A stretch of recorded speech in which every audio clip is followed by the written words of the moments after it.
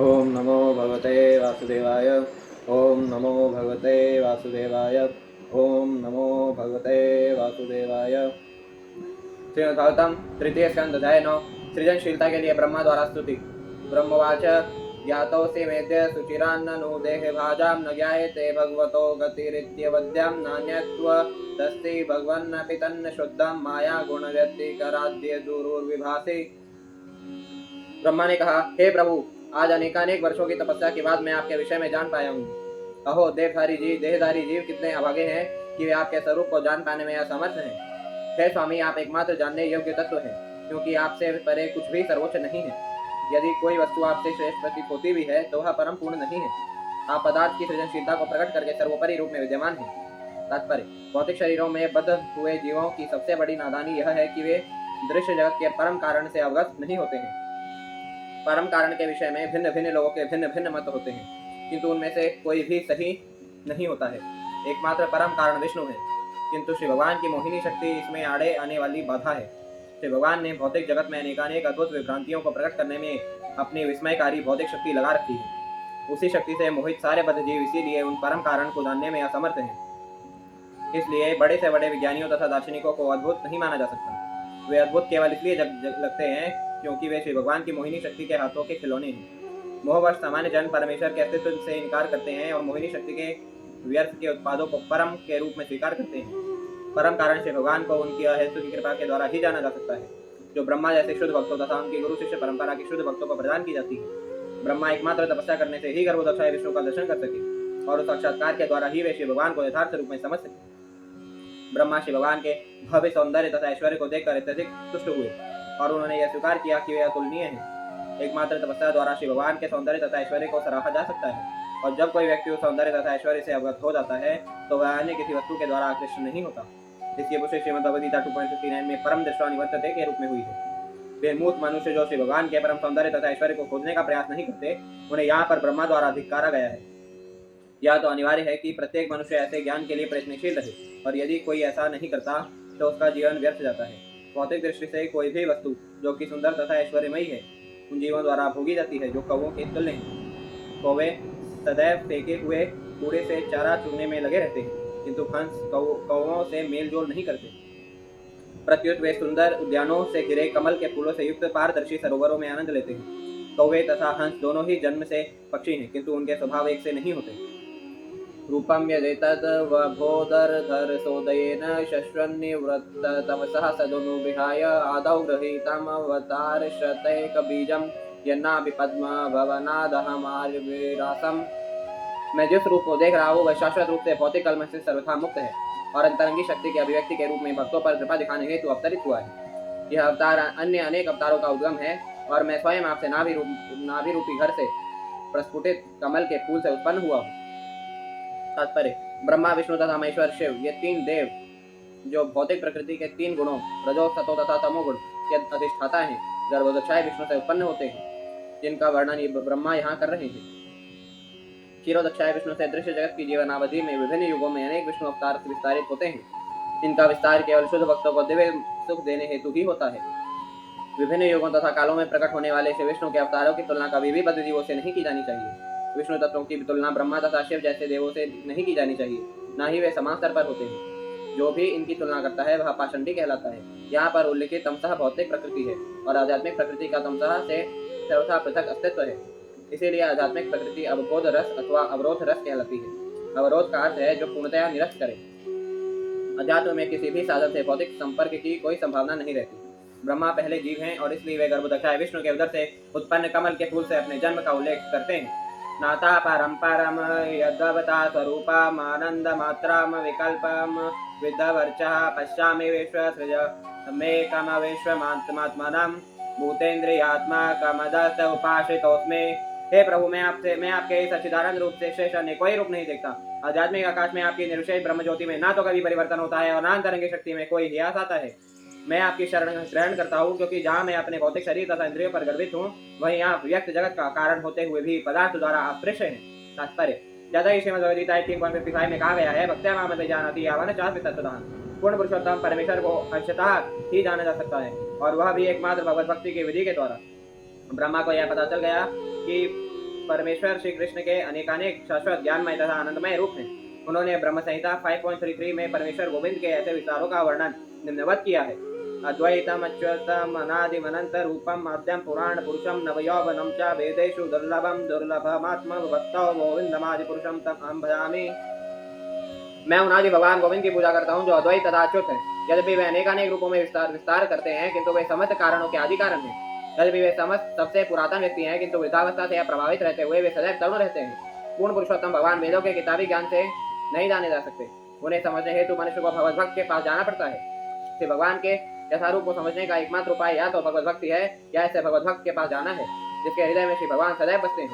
भक्ति की पूर्णता से मनुष्य समझ सकता है कि निर्विशेष ब्रह्म ज्योति तो पूर्ण पुरुषोत्तम भगवान श्री कृष्ण का केवल आंशिक प्रतिनिधित्व करती है और भौतिक सृष्टि में उनके तीन पुरुष विस्तार उनके स्वांश हैं। ब्रह्म ज्योति के आध्यात्मिक आकाश में कल्पों का कोई परिवर्तन नहीं होता और वैकुंठ लोक में कोई सृजनात्मक कार्यकलाप नहीं होते। काल का प्रभाव उसकी अनुपस्थिति से ही सुस्पष्ट हो जाता है। श्री भगवान के दिव्य शरीर की किरणें अथवा असीम ब्रह्म ज्योति भौतिक शक्ति के प्रभाव से अवरुद्ध नहीं होती है। भौतिक जगत में भी आदि सृष्टा स्वयं श्री भगवान है। वे ब्रह्मा का सृजन करते हैं जो श्री भगवान से शक्ति प्राप्त करके गौण सृष्टा बन जाते हैं। तद्वा इदं भुवन मंगल मंगलाय ध्याने स्मनो दर्शितं त उपासकानां तस्मै नमो भगवते नुविधेम तुभ्यं यो नादृतो नरका भागवेर सत्प्रसंगैः। पूर्ण पुरुषोत्तम भगवान श्री कृष्ण का यह वर्तमान रूप या उनके द्वारा विस्तार किया हुआ अन्य कोई भी दिव्य रूप सारे ब्रह्मांडों के लिए समान रूप से मंगलमय है, क्योंकि आपने यह नित्य साकार रूप प्रकट किया है जिसका ध्यान आपके भक्त करते हैं। मैं आपको सादर नमस्कार करता हूँ। जिसके भाग्य में नरकगामी होना लिखा है वे आपके साकार रूप की उपेक्षा करते हैं, क्योंकि वे लोग भौतिक विषयों की ही कल्पना करते रहते हैं। तात्पर्य, जहाँ तक परम सत्य के साकार तथा निर्विशेष पहलुओं की बात है, उनके साकार रूप से भगवान द्वारा समस्त ब्रह्मांडों के मंगल हेतु विभिन्न पूर्ण विस्तारों के रूप में प्रदर्शित किए जाते हैं। श्री भगवान के साकार रूप की पूजा ध्यान द्वारा परमात्मा रूप में की जाती है, किंतु निर्विशेष ब्रह्म ज्योति की पूजा नहीं की जाती। जिन्हें श्री भगवान के निर्विशेष पहलू की आसक्ति है, चाहे वह ध्यान में हो या अन्यत्र, वे सब नरकगामी होते हैं, जैसा कि श्रीमद् भगवद गीता 12.5 में कहा गया है। निर्विशेषवादी व्यर्थ ही संसारी मानसिक तर्क वितर्क में अपना समय नष्ट करते हैं, क्योंकि वे सत्य की अपेक्षा मिथ्या तर्कों में अधिक आसक्त रहते हैं। अतएव यहाँ पर ब्रह्मा ने निर्विशेषवादियों की संगति की निंदा की है।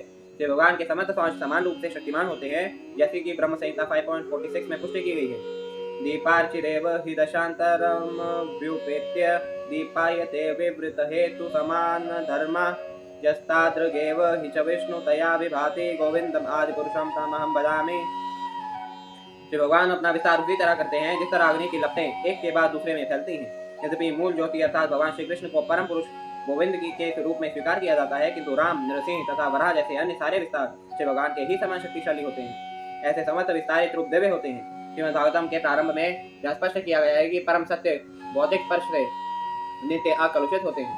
श्री भगवान के दिव्य राज्य में शब्दों तथा कर्मों का इंद्रजाल नहीं है। श्री भगवान के सभी रूप दिव्य होते हैं और ऐसे प्रदर्शन सदा समान होते हैं। किसी भक्त को प्रदर्शित किया गया श्री भगवान का कोई विशेष रूप लौकिक नहीं होता, भले ही भक्त में भौतिक इच्छा शेष हो, न ही वह भौतिक शक्ति के प्रभाव के कारण प्रकट होता है, जैसा कि निर्विशेषवादी मूर्खतावश मानते हैं। ऐसे निर्विशेषवादी जो श्री भगवान के दिव्य रूपों को भौतिक जगत की उपज मानते हैं, निश्चित रूप से नरकगामी होते हैं। ये तो त्वदीय चरणाम्बुज कोश गंधम जिग्रन्ति कर्ण विवरहि श्रुतिवात नीतम भक्त्या गृहीत चरणा परया च तेषां नापैषि नातिहृदयाम्बुरुहात्वस्वपुंसाम्। हे प्रभु, जो लोग वैदिक ध्वनि की वायु द्वारा ले जाई गई आपके चरण कमलों की सुगंध को अपने कानों के द्वारा सूंघते हैं, वे आपकी भक्तिमय सेवा को स्वीकार करते हैं। उनके लिए आप उनके हृदय रूपी कमल से कभी भी विलग नहीं होते। तात्पर्य, श्री भगवान के शुद्ध भक्तों के लिए श्री भगवान के चरण कमलों से परे कुछ भी नहीं है और श्री भगवान जानते हैं कि ऐसे भक्तों को उससे अधिक कुछ चाहिए भी नहीं। तू शब्द विशेष रूप से इस तथ्य को स्थापित करता है। श्री भगवान भी उन शुद्ध भक्तों के हृदय कमल से विलग नहीं होना चाहते। शुद्ध भक्त तथा श्री भगवान के बीच का यह दिव्य संबंध होता है। क्योंकि श्री भगवान ऐसे शुद्ध भक्तों के हृदयों से विलग नहीं होना चाहते, अतः यह समझा जाता है कि निर्विशेषवादियों की अपेक्षा उन्हें विशेष रूप से अधिक प्रिय है। श्री भगवान के साथ शुद्ध भक्त का संबंध इसलिए विकसित होता है क्योंकि भक्त द्वारा वैदिक प्रमाण के वास्तविक आधार पर श्री भगवान की भक्तिमय सेवा की जाती है। ऐसे शुद्ध भक्त संसारी भावनावादी भावुक नहीं होते, अपितु वे वस्तुतः यथार्थवादी होते हैं, क्योंकि उनके कार्यों का समर्थन उन वैदिक अधिकारियों द्वारा होता है जिन्होंने वैदिक ग्रंथों में उल्लिखित तथ्यों को श्रवण करके ग्रहण किया है। परया शब्द अत्यंत सार्थक है। पराभक्ति या ईश्वर का सदा स्फूर्त प्रेम श्री भगवान से घनिष्ठ संबंध का आधार होता है। श्री भगवान के साथ संबंध की यह चरमावस्था प्रामाणिक स्रोतों से यथा श्रीमद् भगवद गीता तथा श्रीमद् भागवतम से श्री भगवान, उनके नाम, रूप, गुण इत्यादि के विषय में श्री भगवान के शुद्ध भक्तों के मुखारविंद से सुनकर प्राप्त की जा सकती है। तावत् भयं द्रविणदेह सुयेन्नमित्तं शोकास्पृहा परिभवो विपुलश्च लोभः तावन्ममेत्य तदवगृहार्तिमूलं यावन्न तेङ्ग्रिमभयं प्रवृणीतलोकः। हे प्रभु, संसार के लोग समस्त भौतिक चिंताओं से उद्विग्न रहते हैं, वे सदैव भयभीत रहते हैं, वे सदैव धन, शरीर तथा मित्रों की रक्षा करने का प्रयास करते हैं, वे शोक तथा अवैध इच्छाओं या एवं सात सामग्री से पूरित रहते हैं तथा लोभवश मैं तथा मेरे की नश्वर धारणाओं पर अपने दुराग्रह को आधारित करते हैं। जब तक वे आपके सुरक्षित का चरण कमलों की शरण ग्रहण नहीं करते, तब तक वे ऐसी चिंताओं से भरे रहते हैं। तात्पर्य: कोई यह प्रश्न कर सकता है कि यदि कोई पारिवारिक मामलों के विचारों से उद्विग्न रहे तो किस तरह वह सदैव श्री भगवान के ही नाम, यश, गुण इत्यादि का चिंतन कर सकता है। भौतिक जगत का हर व्यक्ति उन विचारों में डूबा रहता है कि वह किस तरह अपने परिवार का भरण पोषण करे, किस तरह अपने धन की रक्षा करे, किस तरह अपने मित्रों तथा संबंधियों के साथ मिलकर चले, किस तरह वह यथास्थिति बनाए रखने के प्रयास में सदैव भय तथा शोक से ग्रस्त रहता है। इस प्रश्न के उत्तर में ब्रह्मा द्वारा कहा गया है, यह श्लोक अति उपयुक्त है। श्री भगवान का शुद्ध भक्त कभी भी स्वयं को अपने घर का स्वामी नहीं मानता। वह हर वस्तु श्री भगवान के सर्वोच्च नियंत्रण पर छोड़ देता है, अतः उसे अपने परिवार के भरण पोषण अथवा अपने परिवार के हितों की रक्षा करने का कोई भय नहीं सताता। इस शरणागति के कारण उसे संपत्ति के प्रति कोई आकर्षण नहीं रह जाता। यदि कोई आकर्षण रहता भी है तो वह इंद्र तृप्ति के निमित्त न होकर श्री भगवान की सेवा के प्रति होता है। हो सकता है कि शुद्ध भक्त भी सामान्य व्यक्ति की तरह धन जोड़ने के प्रति आकृष्ट होता हो, किंतु अंतर यह है कि भक्त श्री भगवान की सेवा हेतु धन अर्जित करता है, जबकि सामान्य व्यक्ति अपने इंद्रिय भोग के लिए ऐसा करता है। इस तरह भक्त के लिए धन का अर्जन चिंता का कारण नहीं बनता, जिस तरह वह संसारी व्यक्ति के लिए होता है। क्योंकि भक्त हर वस्तु को श्री भगवान के सेवा भाव के रूप में स्वीकार करता है, अतः धन संग्रह रूपी विषधन उखाड़ दिए जाते हैं। यदि सांप का विष निकाल दिया जाए और तब वह किसी व्यक्ति को काटे तो उसका प्रभाव घातक नहीं होता है। इसी तरह श्री भगवान के निमित्त अर्जित धन के विषैले दांत नहीं होते हैं और इसका प्रभाव घातक नहीं होता। शुद्ध भक्त जगत में सामान्य व्यक्ति की तरह रहते हुए भी भौतिक सांसारिक मामलों के फंदे में नहीं फंसता। दैवेन ते हतधियो भवता प्रसंगात् सर्वाशुभो पशमना द्वे मुखेन्द्रियाये कुर्वन्ति काम सुखलेशलवाय दीना लोभाभिभूता मनसो कुशलानि शश्वत्। हे प्रभु, जो वे व्यक्ति जो आपके दैवी कार्यकलापों के विषय में सर्व मंगलकारी कीर्तन तथा श्रवण करने से वंचित हैं, निश्चित रूप से वे अभागे हैं और सद्बुद्धि से विहीन हैं। वे कुछ देर के लिए इंद्रिय तृप्ति का भोग करने हेतु अशुभ कार्यों में लग जाते हैं। तात्पर्य: अगला प्रश्न यह है कि लोग श्री भगवान की महिमा तथा लीलाओं का श्रवण तथा कीर्तन करने जैसे शुभ कार्यों के विरुद्ध क्यों हैं, जबकि ये कार्य संसार की सारी चिंताओं और व्यवधानों से पूर्ण स्वतंत्रता दिलाने वाले हैं। इस प्रश्न का एकमात्र उत्तर यह है कि वे इंद्रिय तृप्ति के निमित्त ही किए गए अपने अपराध पूर्ण कार्यों पर अधिदैवी नियंत्रण के कारण अभागे हैं। किंतु श्री भगवान के शुद्ध भक्तों को ऐसे अभागे लोगों पर तरस आता है और वे धर्मोपदेश के भाव में उन्हें भक्तिमय सेवा के मार्ग में लाने हेतु राजी करने का प्रयास करते हैं। केवल शुद्ध भक्तों की कृपा से ऐसे अभागे लोग देव सेवा के पद तक ऊपर उठ पाते हैं। शुद्धत्रटधृधातु भेरिमा मुहुरद्यमाना शीतोष्ण वात वर्षरितरेतराच्य कामाग्नि नाट्योत्तरुषा च सुदुर्भरेण संपश्यतो मनुरुक्रम सीदते में। हे महान कर्ता, मेरे प्रभु, ये सभी दीन प्राणी निरंतर भूख, प्यास, तीव्र शीत, कफ तथा पित्त से व्यग्र रहते हैं। इन पर कफ युक्त शीत ऋतु, भीषण गर्मी, वर्षा तथा अन्य अनेक शुद्ध करने वाले तत्व आक्रमण करते रहते हैं और ये प्रबल काम इच्छाओं तथा दुस्सह क्रोध से अभिभूत होते रहते हैं। मुझे इन पर दया आती है और मैं इनके लिए अत्यंत संतप्त रहता हूँ। तात्पर्य: ब्रह्मा जैसे शुद्ध भक्त तथा उनकी गुरु शिष्य परंपरा के अन्य व्यक्ति उन बद्ध जीवों की उलझनों को देखकर सदैव दुखी रहते हैं, जो शरीर तथा मन से जुड़ी भौतिक प्रकृति तथा अन्य ऐसी ही अनेक भौतिक कुदशाओं से संबंधित 3 प्रकार के तापों के प्रहारों से पीड़ित हैं। ऐसी कठिनाइयों से मुक्ति पाने के पर्याप्त उपाय न जानने से पीड़ित व्यक्ति कभी कभी अपने आप को लोगों का नेता बनना बताते हैं और अभागे अनुयायी ऐसे तथाकथित नेतागिरी से और भी हानि उठाते हैं। यह तो एक अंधे द्वारा दूसरे अंधे का मार्गदर्शन करते हुए गड्ढे में गिरा देने के समान है। अतएव जब तक श्री भगवान के भक्त इन पर दया नहीं दिखाते और इन्हें उचित मार्ग की शिक्षा नहीं देते, तब तक इनके जीवन बुरी तरह से असफल होते रहते हैं। ऐसे भगवत भक्त जो मूर्ख भौतिकवादी इंद्रिय भोक्ताओं को ऊपर उठाने का भार स्वेच्छा से अपने ऊपर लेते हैं, वे ब्रह्मा के ही समान श्री भगवान के विश्वास पात्र होते हैं। यावत् पृथक्त्वमिदमात्मन इंद्रियार्थ माया बलम भगवतो जनईश पश्ये तावन्न संसृतिरसौ प्रतिसंक्रमेत व्यर्थापि दुख निवहं भवति क्रियार्था। हे प्रभु, आत्मा के लिए भौतिक दुखों का कोई वास्तविक अस्तित्व नहीं होता। फिर भी जब तक बद्धात्मा शरीर को इंद्रिय भोग के निमित्त देखता है, तब तक वह आपकी बहिरंगी शक्ति द्वारा प्रभावित होने से भौतिक कष्टों के पास से बाहर नहीं निकल पाता।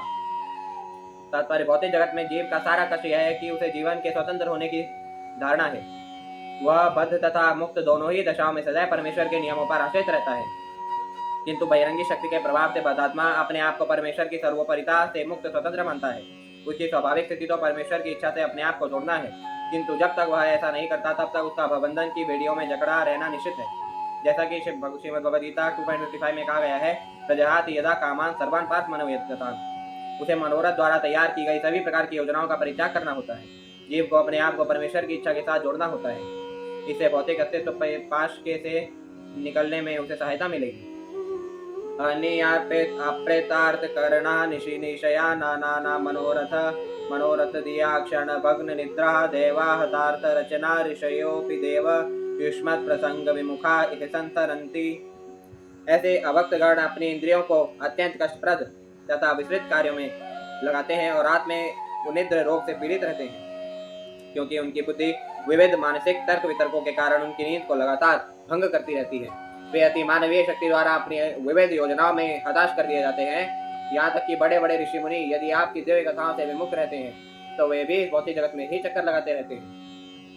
तात्पर्य, जैसा कि पिछले श्लोक में वर्णन आया है, जिन लोगों को श्री भगवान की भक्ति में सेवा में रुचि नहीं होती वे भौतिक कार्यों में लगे रहते हैं। उनमें से अधिकांश लोग दिन के समय कठोर शारीरिक श्रम में लगे रहते हैं। उनकी इंद्रियां भारी औद्योगिक संस्थान के बेमकाई कारखानों में कष्टप्रद कार्य करने में बुरी तरह लगी रहती है। ऐसे कारखानों के स्वामी अपने औद्योगिक उत्पादों के लिए बाजार खोजने में लगे रहते हैं और मजदूर वर्ग विस्तृत उत्पादन में लगे रहते हैं, जिसमें विशाल यांत्रिक व्यवस्था रहती है। कारखाना या फैक्ट्री नरक का दूसरा नाम है। रात्रि होने पर बुरी तरह से व्यस्त मनुष्य अपनी थकी हुई इंद्रियों को तुष्ट करने हेतु शराब तथा स्त्रियों की शरण में जाते हैं, किंतु तब भी उन्हें अच्छी नींद नहीं आती, क्योंकि उनकी नाना प्रकार की मानसिक चिंताओं वाली योजनाएं उनकी नींद में निरंतर व्यवधान डालती रहती हैं। वो निद्रा रोग से पीड़ित होने के कारण कभी कभी पर्याप्त आराम के अभाव में उन्हें प्रातःकाल नींद सताने लगती है। आदिदैविक शक्ति की व्यवस्था द्वारा संसार के बड़े बड़े विज्ञानी तथा चिंतक भी अपनी विविध योजनाओं में हताश हो जाते हैं और इस तरह जन्म जन्मांतर इस भौतिक जगत में सड़ते रहते हैं। भले ही कोई महान विज्ञानी जगत के त्वरित संहार हेतु परमाणु शक्ति के क्षेत्र में अनुसंधान करता हो और उसे अपनी सेवा या कुसेवा की मान्यता रूप सर्वोत्कृष्ट पुरस्कार प्रदान किया जाए, किंतु उसे भी भौतिक प्रकृति के अति मानवीय नियम के अंतर्गत बारंबार जन्म मृत्यु के चक्र में घूमते हुए अपने कर्म का फल भोगना पड़ता है। ऐसे सारे लोग जो कि भक्ति के सिद्धांत के विरुद्ध होते हैं, निश्चित रूप से उन्हें इस भौतिक जगत में चक्कर लगाना पड़ता है। इस श्लोक में इसका विशेष उल्लेख किया गया है कि वे ऋषि भी जो श्री भगवान की भक्ति में सेवा के सिद्धांत से विमुख रहते हैं, भौतिक जगत के अंतर्गत बंधन भोगने हेतु विवश हैं। न केवल इस युग में अपितु इसके पूर्व भी ऐसे अनेक ऋषि हुए हैं जिन्होंने परमेश्वर की भक्ति का संदर्भ लिए बिना अपनी धर्म प्रणालियों का आविष्कार करने का प्रयास किया, किंतु भगवत भक्ति के बिना कोई भी धार्मिक सिद्धांत नहीं चल सकता। परमेश्वर संपूर्ण जीव जगत के नायक हैं और कोई भी व्यक्ति उनके तुल्य या उनसे बढ़कर नहीं हो सकता। यहाँ तक कि श्री भगवान के निर्विशेष पहलू तथा सर्वव्यापक अंतर्यामी रूप भी परिपूर्ण पुरुषोत्तम परमेश्वर की बराबरी नहीं कर सकते। अतः भक्ति के बिना जीवों की प्रगति होते हेतु कोई धर्म या असली दर्शन पद्धति संभव नहीं हो सकती। वे निर्विशेषवादी जो खुद के मोक्ष के लिए तपस्या करने में काफी कष्ट उठाते हैं, भले ही निर्विशेष ब्रह्म ज्योति तक पहुंच ले, किंतु अंततः भक्ति में स्थित न होने से वे पुनः भौतिक जगत में आ गिरते हैं और पुनः भवबंधन को भोगते हैं। इसकी पुष्टि इस प्रकार होती है, यन्यैर्विन्दाक्ष विमुक्तमानिनस तत्त्वयस्त भावाद् विशुद्ध बुद्ध्या आरुह्य कृच्छ्रेण परम पदम तथा पतन्त्यधोनाद्रतयुष्म तग्भ्रयः। वे व्यक्ति जो श्री भगवान की भक्तिमय सेवा के बिना ही मुक्त होने के झूठे बहकावे में रहते हैं, ब्रह्म ज्योति के लक्ष्य तक भले ही पहुंच ले, किंतु अपनी शुद्ध चेतना के कारण अशुद्ध चेतना के कारण तथा वैकुंठ लोकों में आश्रय के अभाव में ऐसे तथाकथित मुक्त लोग पुनः भौतिक संसार में आ गिरते हैं। श्रीमद्भागवतम 10.2.3। इसलिए कोई भी व्यक्ति श्री भगवान की भक्ति के सिद्धांत के बिना किसी धर्म प्रणाली का निर्माण नहीं कर सकता। जैसा कि श्रीमद्भागवतम के 6 स्कंद में हमें मिलता है, धर्म के प्रवर्तक स्वयं श्री भगवान हैं। श्रीमद्भगवद गीता में भी हम पाते हैं कि श्री भगवान की शरण ग्रहण करने के अतिरिक्त धर्म के अन्य सभी रूपों की भर्त्सना की गई है। कोई भी प्रणाली जो मनुष्य को भक्ति तक ले जाती है वही असली धर्म या दर्शन है। 6 स्कंद में हम श्रद्धालु जीवों के नियंत्रक यमराज का निम्नलिखित कथन पाते हैं। धर्मं तु साक्षात् भगवत् प्रणीतं न वै विदो ऋषयो नापि देवा न सिद्ध मुख्या असुरा मनुष्या कुतो नु विद्याधरिचारणाचारणादयः स्वयंभू नारदः शंभो कुमारा कपिलो मनु प्रह्लादो जनको भीष्मो बलिर्व्ययासकी वर्यकिर्वर्यम् द्वादशैते विजानीमो धर्मं भागवतं भटाः गुह्यं विशुद्धं दुर्बोधं यं ज्ञात्वामृतमश्नुते। धर्म के सिद्धांतों का प्रवर्तन श्री भगवान द्वारा होता है और ऋषियों तथा देवताओं सहित अन्य कोई भी ऐसे सिद्धांतों का निर्माण नहीं कर सकता, क्योंकि बड़े बड़े ऋषि तथा देवता तक धर्म के ऐसे सिद्धांतों का प्रवर्तन करने के अधिकारी नहीं होते। तो अन्यों के विषय में तथाकथित योगियों, असुरों, मनुष्यों तथा निम्न लोक के निवासी विद्याधरों के तथा चारणों के विषय में क्या कहा जा सकता है? ब्रह्मा, नारद, शिव, कुमार, कपिल, मनु, प्रहलाद महाराज, जनक महाराज, भीष्म, बलि, शुभदेव गोस्वामी तथा यमराज, ये 12 अभिकर्ता श्री भगवान द्वारा धर्म के सिद्धांतों के विषय में बोलने तथा उनका प्रचार करने हेतु अधिकृत है। श्रीमद्भागवतम 6.3.19221। धर्म के सिद्धांत किसी सामान्य जीव के लिए खुले नियमहीन नहीं होते। वे मानव को नैतिकता के स्तर पर लाने हेतु होते हैं। अहिंसा इत्यादि तो दिग्भ्रमित व्यक्तियों के लिए आवश्यक है, क्योंकि जब तक कोई व्यक्ति नैतिक तथा अहिंसक नहीं बनता तब तक वह धर्म के सिद्धांतों को नहीं समझ सकता। वास्तव में धर्म क्या है उसे समझ पाना उस व्यक्ति के लिए भी अत्यंत कठिन होता है जो नैतिकता तथा अहिंसा के सिद्धांतों को प्राप्त होता है। यह अत्यंत बुरी है, क्योंकि धर्म के असली सिद्धांतों से अवगत होते ही मनुष्य मुक्त होकर आनंद तथा ज्ञान का शाश्वत जीवन बिताता है। अतएव जो व्यक्ति श्री भगवान की भक्ति के सिद्धांतों को प्राप्त नहीं है उसे अपने आप को अबोध जनता का धार्मिक नेता बनने का स्वांग नहीं रचना चाहिए। श्री ईशोपनिषद में निम्नलिखित मंत्र में इस बकवास का बलपूर्वक निषेध किया है। अंधम तमा प्रविशन्ति ये संभूति पुमुपासते ततो भूय इव ते तमो य उ संभूत्यामृताः। श्री ईशोपनिषद। अतः धर्म के नाम पर भक्ति के असली धार्मिक सिद्धांतों का संदर्भ दिए बिना जो अन्य लोगों को गुमराह बनाता है उस व्यक्ति से श्रेष्ठता धर्म के सिद्धांतों से अनजान व्यक्ति है जो धर्म के मामलों में कुछ भी नहीं करता। धर्म के ऐसे तथाकथित नेता निश्चय ही ब्रह्मा तथा अन्य महाजनों द्वारा निंदा के पात्र हैं। त्वं भक्ति योग परिभावित सरोज आस्ते श्रुतेक्षितवतो ननुनाथ पुंसां यद्वदिदात उर्गाय विभाय वयन्ति तद्वपो प्रणयसे सदनुगृहाय। हे प्रभु, आपके भक्तगण प्रामाणिक श्रवण विधि द्वारा कानों के माध्यम से आपको देख सकते हैं और इस तरह उनके हृदय विमल हो जाते हैं तथा आप वहां पर अपना स्थान ग्रहण करते हैं। आप अपने भक्तों पर इतने दयालु हैं कि आप अपने आप को उस अध्यात्म के विशेष सनातन रूप में प्रकट करते हैं जिसमें वे सदैव आपका चिंतन करते हैं। तात्पर्य, यहाँ पर यह कथन कि श्री भगवान उस रूप में भक्त के समक्ष प्रकट होते हैं जिस रूप में वह उनकी पूजा करना चाहते हैं, यह संकेत करता है कि श्री भगवान भक्त की इच्छा के अधीन होते हैं, वो अधीन हो जाते हैं, इतने अधिक कि वे भक्त की मांग के अनुसार अपना विशिष्ट रूप प्रकट करते हैं। श्री भगवान भक्त की इस मांग को पूरा करते हैं क्योंकि वे भक्त की दिव्य प्रेम पूर्ण सेवा के अनुसार लचीले होते हैं। इसकी पुष्टि श्रीमद् भगवद गीता 4.11 में भी की गई है। ये यथा माम प्रपद्यन्ते तां सदैव भजाम्यहम्।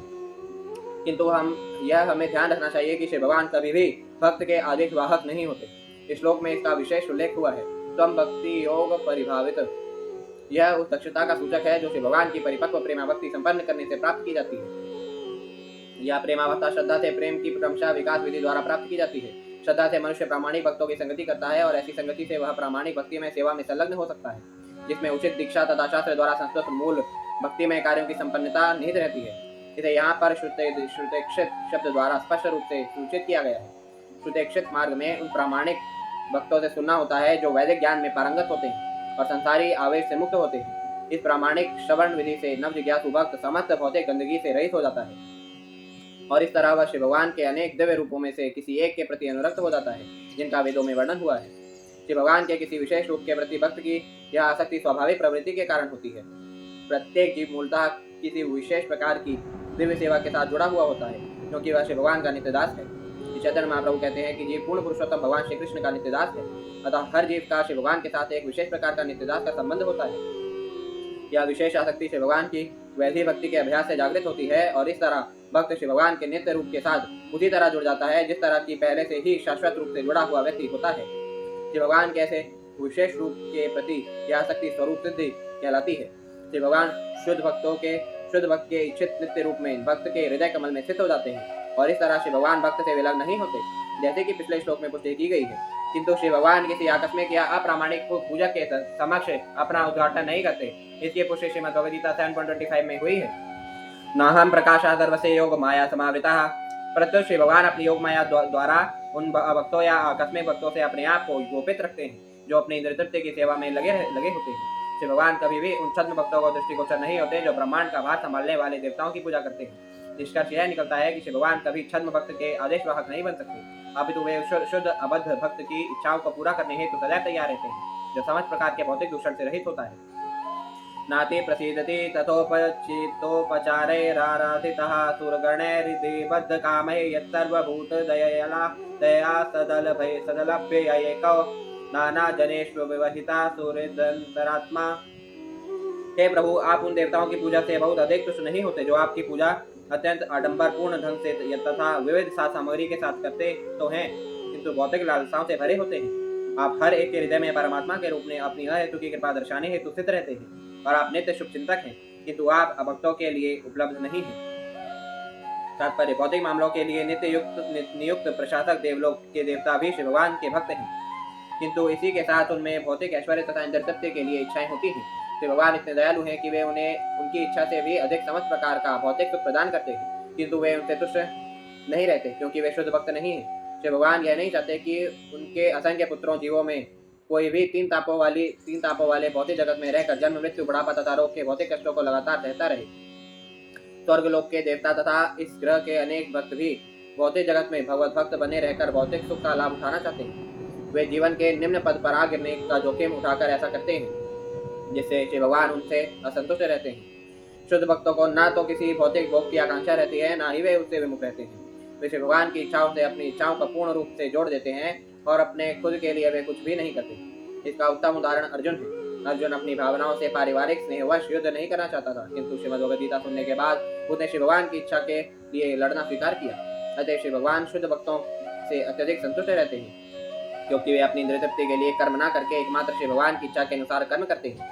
परमात्मा के रूप में हर एक के हृदय में सदैव स्थित रहते हैं और हर एक को अच्छी सलाह से लाभ उठाने का अवसर प्रदान करते हैं। अतः हर व्यक्ति को इस अवसर का लाभ उठाना चाहिए और केवल शिव भगवान की दिव्य भक्ति में सेवा पूर्ण रूप से संपन्न करनी चाहिए। किंतु अभक्तगण न तो देवताओं जैसे होते हैं, न शुद्ध भक्तों जैसे, अपितु वे श्री भगवान के साथ दिव्य संबंध बनाने से विमुख रहते हैं। उन्होंने श्री भगवान के प्रति विद्रोह किया है, इसीलिए उन्हें निरंतर अपने ही कर्मों का फल भोगना पड़ता है। श्रीमद् भगवद गीता 4.11 में कहा गया है, ये यथा मां प्रपद्यन्ते तां तथैव भजामि। यद्यपि श्री भगवान हर जीव पर समान रूप से कृपालु हैं, किंतु जीव अपनी ओर से श्री भगवान को कम या ज्यादा प्रसन्न कर सकते हैं। देवता सकाम भक्त कहलाते हैं, अर्थात वे भक्त जिनके मनों में भौतिक इच्छाएं होती हैं, किंतु शुद्ध भक्त निष्काम भक्त कहलाते हैं, किंतु क्योंकि उनकी अपने निजी स्वार्थ के लिए इच्छाएं नहीं होती। सकाम भक्त स्वहितार्थी होते हैं, क्योंकि वे अन्यों के विषय में नहीं सोचते, अतः वे श्री भगवान को पूरी तरह से तुष्ट नहीं कर पाते। जबकि शुद्ध भक्तगण अभक्तों को भक्तों में बदलने के धर्म प्रचार का उत्तरदायित्व निभाते हैं, अतः वे श्री भगवान को देवताओं की अपेक्षा अधिक तुष्ट कर पाते हैं। श्री भगवान अभक्तों की ओर ध्यान भी नहीं देते, यद्यपि वे हर एक के हृदय में के भीतर शुभेच्छु तथा परमात्मा के रूप में स्थित रहते हैं, किंतु वे उन्हें भी अपने ऐसे शुद्ध भक्तों के माध्यम से अपनी कृपा प्राप्त करने का अवसर प्रदान करते हैं, जो धर्म प्रचार कार्यों में लगे हुए हैं। कभी कभी श्री भगवान स्वयं ही धर्म प्रचार के कार्यों के लिए अवतरित होते हैं, जैसा कि उन्होंने श्री चैतन्य महाप्रभु के रूप में किया था, किंतु अधिकांशतया वे अपने प्रामाणिक प्रतिनिधियों को भेजते हैं और इस तरह वे भक्तों के प्रति अपनी आयतों की कृपा प्रदर्शित करते हैं। श्री भगवान अपने शुद्ध भक्तों से इतने तुष्ट रहते हैं कि वे उन्हें धर्म प्रचार की सफलता का श्रेय देना चाहते हैं, यद्यपि वे इस कार्य को स्वयं कर सकते थे। सकाम भक्तों की तुलना में अपने शुद्ध निष्काम भक्तों के साथ उनकी तुष्टि का यही संकेत है। श्री भगवान ऐसे दिव्य कार्यों के साथ ही पक्षपात के आरोप से मुक्त रहते हैं और अपने भक्तों के साथ अपनी प्रसन्नता प्रकट करते हैं। अब प्रश्न यह उठता है, यदि श्री भगवान अभक्तों के हृदय में भी स्थित रहते हैं, तो फिर वे भक्त बनने हेतु प्रेरित क्यों नहीं होते? इसका उत्तर यह दिया जा सकता है कि ठीक अभक्त उस बंजर या ऊसर खेत की तरह हैं, जहाँ कोई भी कृषि कार्य सफल नहीं हो सकता। श्री भगवान का विनाश होने से प्रत्येक पृथक जीव को स्वल्प स्वतंत्रता प्राप्त है, और इस स्वल्प स्वतंत्रता का दुरुपयोग करके अभक्तगण श्री भगवान तथा धर्म प्रचार के कार्य में लगे उनके शुद्ध भक्त उन दोनों ही के प्रति अपराध पर अपराध करते जाते हैं। ऐसे कार्यों के परिणाम स्वरूप वे ऊसर खेत की तरह बंजर बन जाते हैं, जिसमें उत्पादन कर पाने की कोई शक्ति नहीं रहती। पुंसा मतो विविध कर्म भैरद्वदराध्यैर्दानेन चोग्र तपसा परिचर्यया च आराधनां भगवतस्तव सत्क्रियार्थो धर्मोर्पिता तर्हि म्रियतेन यत्र। किंतु वैदिक अनुष्ठान, दान, कठोर तपस्या तथा दिव्य सेवा जैसे पुण्य कार्य भी जो लोगों द्वारा सकाम फलों को आपको अर्पित करके आपकी पूजा करने तथा आपको तुष्ट करने के उद्देश्य से किए जाते हैं, लाभप्रद होते हैं। धर्म के ऐसे कार्य व्यर्थ नहीं जाते। तात्पर्य, परम भक्ति जो नौ विभिन्न आध्यात्मिक कार्य यथा श्रवण, कीर्तन, स्मरण, अर्चन, वंदन इत्यादि द्वारा संपन्न किए जाते हैं, तड़क भड़क वाले स्वभाव के लोगों को कभी भी अच्छी नहीं लगती। वे तो वैदिक बाह्य अनुष्ठानों तथा सामाजिक धार्मिक दिखावे के दूसरे खर्चीले प्रदर्शनों से अधिक आकर्षित होते हैं। किंतु वैदिक आदेशों के अनुसार विधि यह है कि सारे पुण्य कर्मों के फल परमेश्वर को अर्पित किए जाए। श्रीमद् भगवद गीता 9.27 में श्री भगवान यह मांग करते हैं कि मनुष्य दैनिक कार्यों में जो भी कार्य करे तथा यथा पूजा, यज्ञ तथा दान, उन सब का फल एकमात्र उन्हें ही अर्पित किया जाए। परमेश्वर को पुण्य कर्मों के फलों का यह अर्पण श्री भगवान की भक्ति का एक लक्षण है, जिसका स्थायी मूल्य होता है, जबकि अपने लिए उन फलों का भोग केवल क्षणिक ही होता है। श्री भगवान के निमित्त किया गया कोई भी कार्य स्थायी निधि है और यह शिव भगवान की शुद्ध भक्ति तक क्रमशः उन्नति के लिए अदृश्य पुण्य के रूप में संचित होती है। यह अलक्षित पुण्य कर्म एक न एक दिन परमेश्वर की कृपा से पूर्ण भक्ति के रूप में प्रतिफलित होंगे। अतः परमेश्वर के निमित्त किए गए किसी भी पुण्य कर्म की संस्तुति यहाँ पर उन लोगों के लिए भी की जाती है जो शुद्ध भक्त नहीं है। शश्वत्स्वरूपमहसैव निपीत भेद मोहाय बोधधिषणाय नमः परस्मै विश्वोद्भवस्ते तिलयेषु निमित्त लीला रसाय ते नमः इदं चक्रमेश्वराय। मैं उन परम देवता को नमस्कार करता हूँ जो अपनी अंतरंगी शक्ति के द्वारा विशिष्ट शाश्वत अवस्था में रहते हैं। उनका विभेदित न किया जा सकने वाला निर्विशेष पहलू आत्म साक्षात्कार हेतु बुद्धि द्वारा पहचाना जाता है। मैं उनको नमस्कार करता हूँ जो अपनी लीलाओं के द्वारा विराट जगत के सृजन पालन तथा संहार का आनंद लेते हैं। तात्पर्य, परमेश्वर अपनी अंतरंगी शक्ति द्वारा जीवों से सदैव विभेदित होते हैं, यद्यपि वे स्वरूप सिद्ध बुद्धि के द्वारा अपने निर्विशेष पहलू में भी समझे जाते हैं। अतः भगवत भक्त श्री भगवान के निर्विशेष पहलू को सदा नमस्कार करते हैं। यहाँ पर रास शब्द महत्वपूर्ण है। रास नृत्य भगवान श्री कृष्ण द्वारा गोपियों के संग में वृंदावन में संपन्न किया जाता है और गर्भोदक्षाय विष्णु भी अपनी उस बहिरंगी शक्ति के साथ रास के भोग में लगे रहते हैं, जिसके द्वारा वे संपूर्ण भौतिक प्राकृतिक का सृजन पालन तथा संहार करते हैं। अप्रत्यक्ष रूप से ब्रह्मा उन भगवान श्री कृष्ण को सादर नमस्कार करते हैं जो सदैव गोपियों के साथ रास भोग में लगे रहते हैं, जिसकी पुष्टि गोपाल तापनी उपनिषद में निम्नलिखित शब्दों द्वारा हुई है। परार्धान्ते सोबुध्यत गोपवेशो में पुरुषा पुरस्तादाविर्भूव। श्री भगवान तथा जीव के बीच का अंतर स्पष्ट रूप से तब अनुभव किया जाता है जब उनकी अंतरंगी शक्ति को समझने हेतु पर्याप्त बुद्धि होती है, जो उस बहिरंगी शक्ति से भिन्न है, जिसके द्वारा वे भौतिक सृष्टि को संभव बनाते हैं। यस्यावतार गुणकर्म विडंबनानि नामानि येषु विगमे विवशा गृह्णन्ति तेनैक जन्म शमलं सहसैव हित्वा संयान्त्यपावृतामृतं तमजं प्रपद्ये। मैं उनके चरण कमलों की शरण ग्रहण करता हूँ जिनके अवतार गुण यथा कर्म सांसारिक मामलों के रहस्यमय अनुकरण है।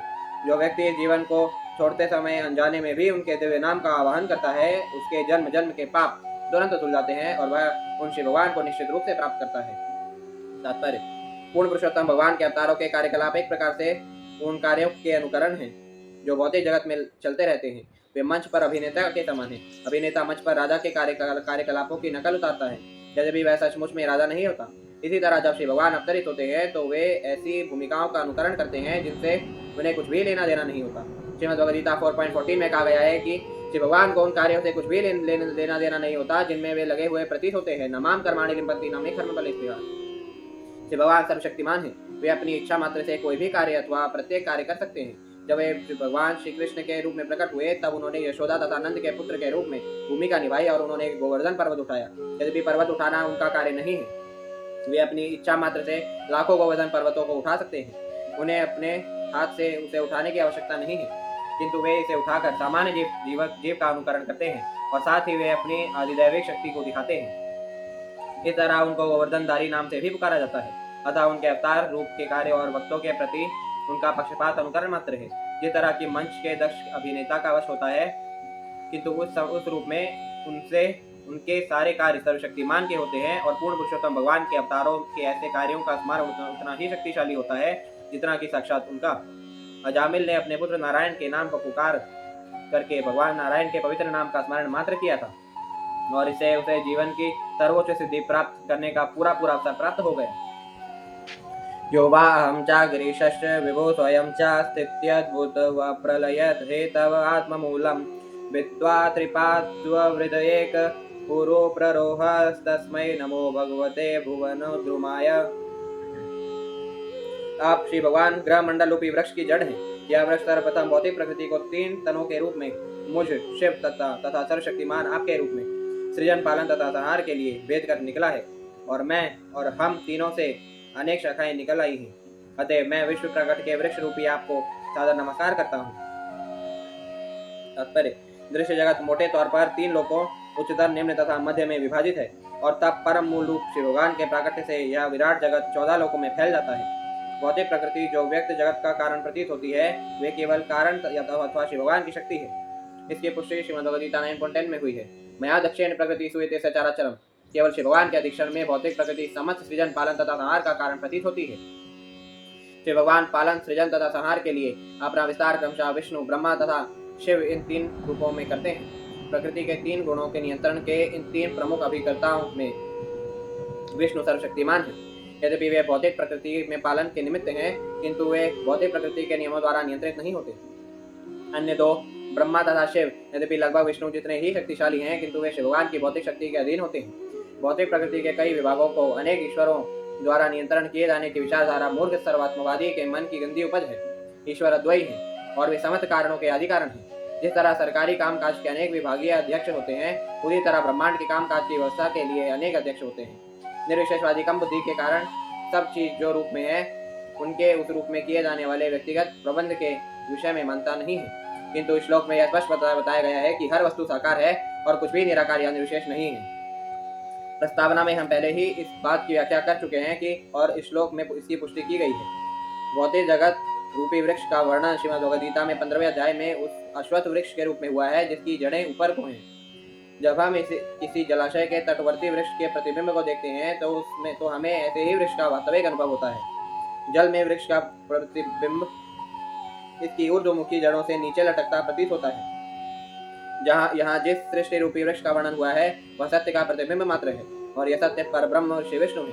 वैकुंठ लोकों की आंतरिक शक्तिमान अभिव्यक्ति में वास्तविक वृक्ष विद्यमान है और भौतिक प्रकृति में प्रतिबिंबित वृक्ष इसी वास्तविक वृक्ष का प्रतिबिंब मात्र है।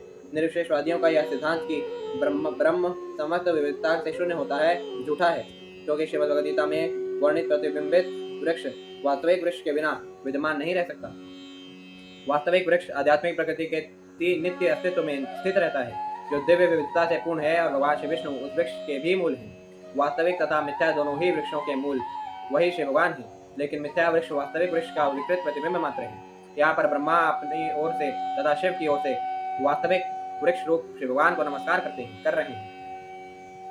लोको विकर्म निरता कुशले प्रमत्ता कर्मण्ययं त्वदुदिते भवदर्शने स्वे यस्तावदस्य बलवान् जीविताशां सद्य छिन्नत्यं निमिषाय नमोस्तु तस्मै। सामान्य लोग मूर्तापूर्ण कार्यों में लगे रहते हैं। वे अपने मार्गदर्शन हेतु आपके द्वारा प्रत्यक्ष घोषित किए गए लाभप्रद कार्यों में अपने आप को नहीं लगाते। जब तक उनकी मूर्तापूर्ण कार्यों की प्रवृत्ति बलवती बनी रहती है, तब तक जीवन संघर्ष में उनकी सारी योजनाएं छिन्न भिन्न होती रहेंगी। अतः मैं उन्हें नमस्कार करता हूँ जो नित्यकाल स्वरूप हैं। तात्पर्य, सामान्य लोग निरर्थक कार्य में लगे हुए होते हैं। वे वास्तविक लाभप्रद के कार्य के प्रति जो श्री भगवान की भक्ति में सेवा है और पारिभाषिक रूप में अर्चना विधान कहलाते हैं, बिल्कुल उदासीन बने रहते हैं। अर्चना विधानों का उपदेश स्वयं श्री भगवान ने नारद पंचरात्र में किया है और उनका बुद्धिमान लोगों द्वारा कड़ाई से पालन किया जाता है, जो यह भलीभांति जानते हैं कि जीवन का चरम उद्देश्य श्री भगवान विष्णु तक पहुंचना है, जो विराट जगत रूपी वृक्ष की जड़ है। श्रीमद् भागवतम तथा श्रीमद् भगवद गीता में भी ऐसे नियामक विधानों का स्पष्ट उल्लेख मिलता है। मूर्ख लोग यह नहीं जानते कि उनका निजी हित श्री विष्णु की अनुभूति में है। श्रीमद् भागवतम 7.5.32 में कहा गया है, मतेर्न कृष्णे परता सतो वा मिथो विपद्येत गृहवृतानाम अतान्तगतो गोभिर्विशतां तमिस्रं पुनः पुनश्चर्वितचर्वणानां न ते विदोतर स्वार्थगतिं हि विष्णुं दुराशया मे ये बहिरर्थमानिनः अंधा यथान्धे रूप नियमानास्ते पतिशन्तन्त्यामुरुदान्मिनी बद्धः नैषां मतिस्तावदुरु कृमाग्निकिं पृषत्यनर्थापगमोपदर्ता महीयसा पादरजोऽभिषेकं निष्किंचनानां न वृणीत यावत्। जो लोग मिथ्या भौतिक सुख में पूरी तरह सड़ने हेतु कटिबद्ध हैं, वे ना तो शिक्षकों के उपदेशों द्वारा, ना आत्म साक्षात्कार द्वारा, ना ही प्राथमिक विचार विमर्श के द्वारा कृष्णोन्मुख हो सकते हैं। वे बिना लगाम के इंद्रियों द्वारा अज्ञान के सबसे अंधकारमय क्षेत्र में घसीट कर ले जाए जाते हैं और इस तरह वे चबाए हुए को चबाने में अंधाधुंध लगे रहते हैं। वे अपने मूर्तापूर्ण कर्मों के कारण यह नहीं जान पाते कि मानव जीवन का चरम लक्ष्य व्यक्त सृष्टि के स्वामी श्री विष्णु को प्राप्त करना है। इस तरह उनका वह जीवन संघर्ष भौतिक सभ्यता की गलत दिशा में होता है, जो बहिरंगी शक्ति के अधीन होता है। उन्हें अपने ही जैसे मूर्ख व्यक्तियों के द्वारा मार्ग दिखलाया जाता है। जिस तरह यदि एक अंधा व्यक्ति दूसरे अंधे को रास्ता दिखलाता है तो दोनों गड्ढे में जा गिरते हैं। ऐसे मूर्ख लोग उन परम शक्तिमान के कार्यकलापों की ओर आकर्षित नहीं हो सकते जो उनके मूर्खतापूर्ण कर्मों को वस्तुतः निष्प्रभावित करने वाले हैं। जब तक कि उनमें यह बुद्धि नहीं आती कि उनका मार्गदर्शन उन महात्माओं द्वारा हो जो भौतिक आसक्ति से पूर्णतः मुक्त हैं। श्रीमद् भगवद गीता में श्री भगवान हर एक से अन्य सारे वृत्तिपरक कार्यों को त्यागने और अर्चना के कार्यों में या श्री भगवान को प्रसन्न करने में पूरी तरह लगने हेतु आदेश देते हैं, किंतु ऐसे अर्चना के कार्य की ओर प्रायः कोई भी आकृष्ट नहीं होता। हर व्यक्ति न्यूनाधिक रूप में ऐसे कार्यों के प्रति आकृष्ट होता है जो परमेश्वर के प्रति विद्रोहात्मक कार्य होते हैं। ज्ञान तथा योग की पद्धतियां भी अप्रत्यक्ष रूप से श्री भगवान के प्रति विद्रोहात्मक कार्य हैं। श्री भगवान की अर्चना के अतिरिक्त अन्य कोई शुभ कर्म शुभ नहीं है। कभी कभी ज्ञान तथा योग को अर्चना के क्षेत्र में माना जाता है जब चरम लक्ष्य में एकमात्र श्री विष्णु होते हैं, अन्यथा नहीं।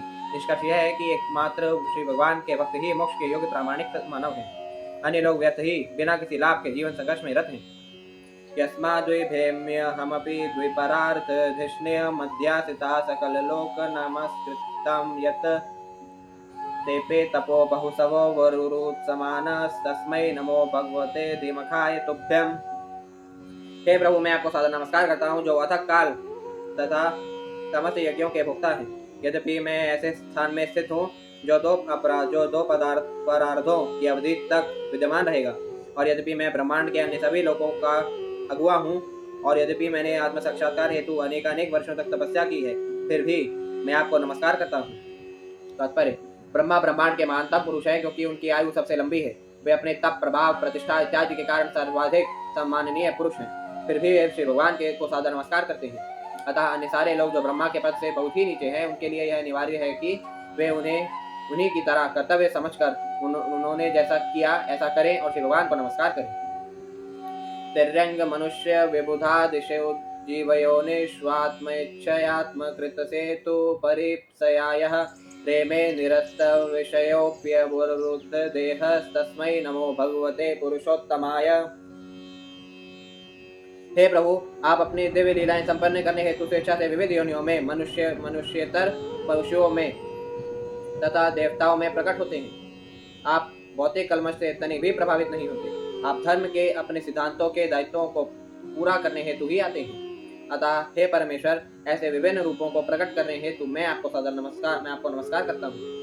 तात्पर्य: विभिन्न योनियों में श्री भगवान के अवतार सर्वथा दिव्य होते हैं। वे कृष्ण, राम इत्यादि अपने अवतारों में मनुष्य के रूप में प्रकट होते हैं, किंतु वे मनुष्य नहीं हैं। जो व्यक्ति उन्हें सामान्य मनुष्य समझने की भूल करता है वह निश्चय ही अल्पज्ञ है, जैसा कि श्रीमद् भगवद गीता 9.11 में पुष्टि की गई है। अब जानन्ति मां मूढ़ा मानुषीं तन्माश्रिताः।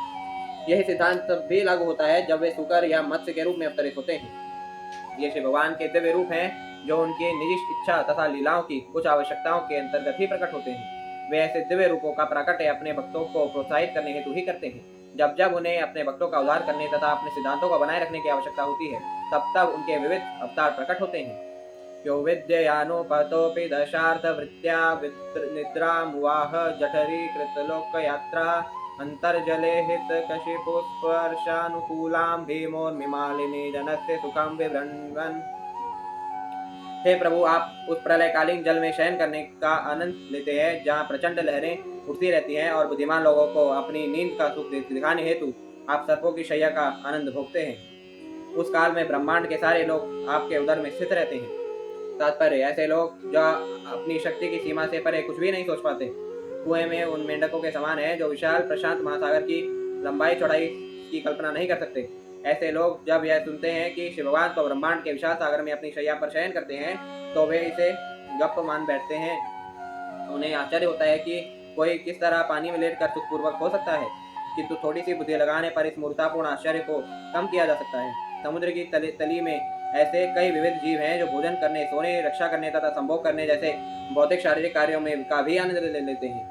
यदि ऐसे नगण्य जीव जल के भीतर जीवन का आनंद ले सकते हैं, तो सर्वशक्तिमान परमेश्वर सर्प के शीतल शरीर पर क्यों नहीं सो सकते, और सागर की प्रचंड लहरों की उथल पुथल का आनंद क्यों नहीं ले सकते। श्री भगवान की विशेषता यह है कि उनके सारे कार्य दिव्य होते हैं, और वे काल तथा दिक् की सीमाओं से बाधित हुए बिना कुछ भी तथा सब कुछ कर सकते हैं। वे भौतिक मान्यताओं के प्रति उदासीन रहकर अपना दिव्य आनंद भोग सकते हैं। यन्नाभिपद्म भवनादहमासमीड्य लोकत्रयोपकरणो यदनुगृहेण तस्मै नमस्त उदरस्थ भवाय योग निद्रावसान विकसन्निक्षणाय।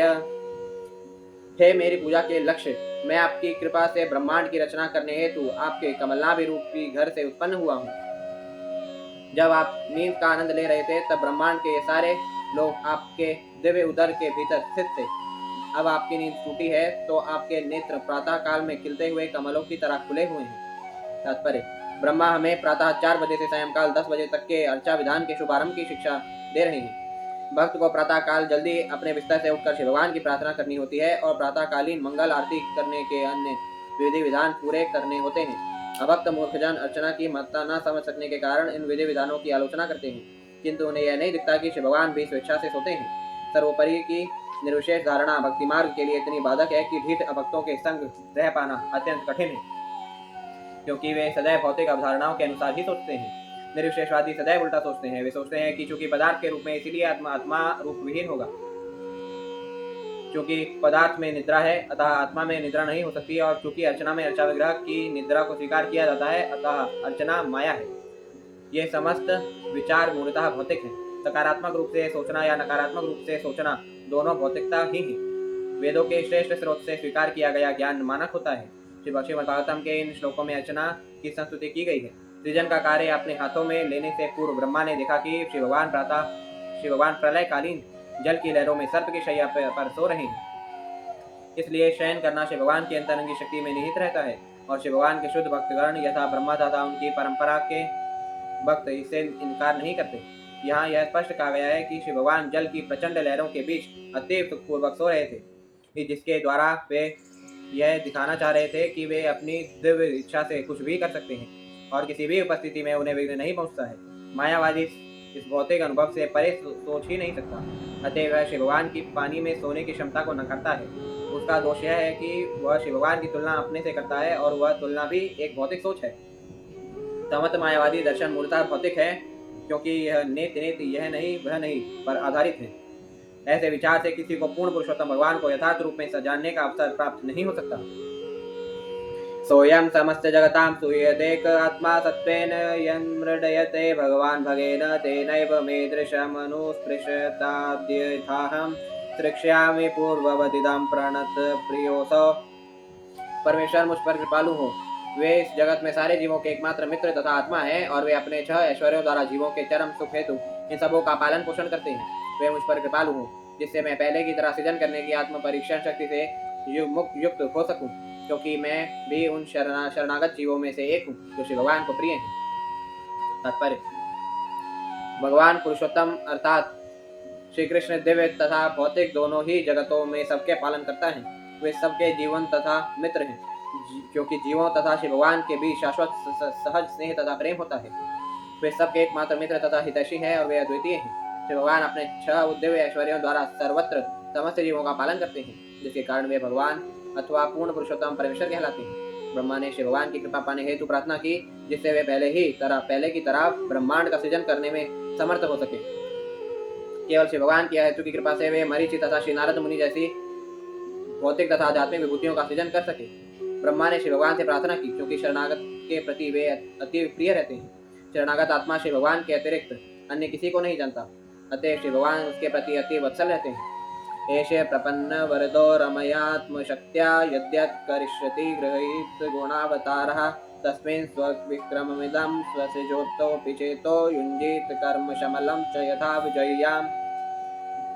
श्री भगवान सदा ही शरणागतों को वर देने वाले हैं। उनके सारे कार्य उनकी अंतरंगी शक्ति रमा या लक्ष्मी के माध्यम से संपन्न होते हैं। मेरी उनसे यही विनती है कि भौतिक जगत के सृजन में वे मुझे अपनी सेवा में लगा लें, और मेरी यही प्रार्थना है कि मैं अपने कर्मों द्वारा भौतिक रूप से प्रभावित न हूँ, क्योंकि इस तरह मैं सृष्टा होने की मिथ्या प्रतिष्ठा त्यागने में सक्षम हो सकूंगा। तात्पर्य: भौतिक सृजन पालन तथा संहार के निमित्त भौतिक प्रकृति के 3 गुण अवतार ब्रह्मा विष्णु तथा महेश्वर है, किंतु विष्णु के रूप में अपनी अंतरंगी शक्ति में श्री भगवान का अवतार संपूर्ण कार्यों के लिए परम शक्ति है। ब्रह्मा ने जो सृजन के गुणों में सहायक मात्र हैं, श्री भगवान के उपकरण के रूप में अपने वास्तविक पद पर बने रहने की इच्छा व्यक्त की, न कि अपने आप को सृष्टा होने की झूठी प्रतिष्ठा से गर्वित होने की। श्री भगवान का प्रिय बनने और उनका वर पाने की यही विधि है। मूर्ख लोग अपने द्वारा निर्मित संपूर्ण सृजनों का श्रेय स्वयं लेना चाहते हैं, किंतु बुद्धिमान लोग यह भलीभांति जानते हैं कि श्री भगवान की इच्छा के बिना एक पत्ती भी नहीं हिल सकती। इस तरह अद्भुत सृजनों का श्रेय श्री भगवान को मिलना चाहिए। एकमात्र आध्यात्मिक चेतना द्वारा ही मनुष्य अपने आप को भौतिक संसर्ग के कलमश से मुक्त कर सकता है और श्री भगवान द्वारा प्रदत्त वर प्राप्त कर सकता है। नाभियदादिः ततोऽंभसि यस्य पुंसो विज्ञान शक्तिर्हमासन्मनंत शक्तेः रूपम विचित्रम इदमस्य विवृणवतो मे मारीरिष्टिशिष्ट निगमस्य गिराम विसर्गः। जब भगवान की शक्तियाँ असंख्य हैं, जब वे प्रलय जल में लेटे रहते हैं तो उस नाभि रूपी झील से जिसमें कमल खिलता है मैं समग्र विश्व शक्ति के रूप में उत्पन्न होता हूँ। इस समय मैं विराट जगत के रूप में उनकी विविध शक्तियों को उद्घाटित करने में लगा हुआ हूँ। इसलिए मैं प्रार्थना करता हूँ कि अपने भौतिक कार्यों को करते समय मैं वैदिक स्तुतियों की ध्वनि से कहीं विचलित न हो जाऊँ। तात्पर्य, इस भौतिक जगत का प्रत्येक व्यक्ति जो कि भगवान की दिव्य प्रेममय सेवा में लगा हुआ है अनेकानेक भौतिक गतिविधियों की ओर प्रवृत्त होता है, और यदि वह अपने आप को भौतिक संसर्ग के प्रहार से बचा पाने में पर्याप्त शक्तिमान नहीं होता तो वह आध्यात्मिक शक्ति से विपथ हो सकता है। भौतिक सृष्टि में ब्रह्मा को सभी प्रकार के जीवों का सृजन करना था, जिसके साथ उन सबके शरीर उनकी भौतिक स्थितियों के अनुकूल हों। ब्रह्मा चाहते हैं कि श्री भगवान उनकी रक्षा करें, क्योंकि उनका संपर्क अनेकानेक दूषित जीवों से होना था। एक सामान्य ब्राह्मण अनेक पतित बद्धात्माओं की संगति के कारण अपने ब्रह्मतेज से नीचे गिर सकता है। सर्वोच्च ब्राह्मण के रूप में ब्रह्मा भी ऐसे पतन से भयभीत हैं। इसीलिए सुरक्षा हेतु वे श्री भगवान से प्रार्थना करते हैं। जीवन के आध्यात्मिक प्रगति में अग्रसर हर व्यक्ति के लिए यह एक चेतावनी है। जब तक कोई श्री भगवान द्वारा पर्याप्त रूप से सुरक्षित न हो वह अपने आध्यात्मिक पद से नीचे गिर सकता है। अतएव अपनी सुरक्षा के लिए तथा अपना कार्य करने हेतु आशीर्वाद हेतु मनुष्य को निरंतर श्री भगवान से प्रार्थना करनी होती है। श्री चैतन्य महाप्रभु ने भी धर्म प्रचार का कार्य अपने भक्तों को सौंप दिया था और उन्हें भौतिक संसर्ग से के प्रहार के प्रति सुरक्षा का आश्वासन दे रखा था। वेदों में आध्यात्मिक जीवन के मार्ग को तेज उस तरह की धार के समान बताया गया है। थोड़ी सी भी असावधानी से तुरंत ही ऊहापोह तथा रक्तपात हो सकता है, किंतु जो व्यक्ति पूर्णतः शरणागत है और अपने आप को सौंपे हुए कार्य को संपन्न करने में सदैव श्री भगवान की से रक्षा की याचना करता रहता है, उसे भौतिक कलमश से गिरने का कोई भय नहीं रहता। सौसा वदब्रा करुणो भगवान विवृद्ध प्रेमस्तस्मितेन विनयनां पुरुहं विजृंभन् उत्थाय विश्व विजयाय चनो विषादं मध्वा गिरापनयतात् पुरुषा पुराणः। श्री भगवान जो कि सर्वोपरि है और सबसे प्राचीन है, अपार कृपालु है, मैं चाहता हूँ कि वे अपने कमल नेत्रों को खोलकर मुस्कुराते हुए मुझे वर दें। वे संपूर्ण विराट सृष्टि का उत्थान कर सकते हैं और अपने कृपापूर्ण आदेशों के द्वारा हमारा विषाद दूर कर सकते हैं। तात्पर्य, श्री भगवान इस भौतिक जगत के पतितात्माओं पर अत्यधिक कृपालु हैं। संपूर्ण विराट जगत सबके लिए अपनी भगवत भक्ति बढ़ाने हेतु सुअवसर है और हर व्यक्ति इसी प्रयोजन के लिए है। श्री भगवान अपना विस्तार अनेक रूपों में करते हैं, अनेक पुरुषों में करते हैं, जो या तो स्वांश होते हैं या विभिन्नांश।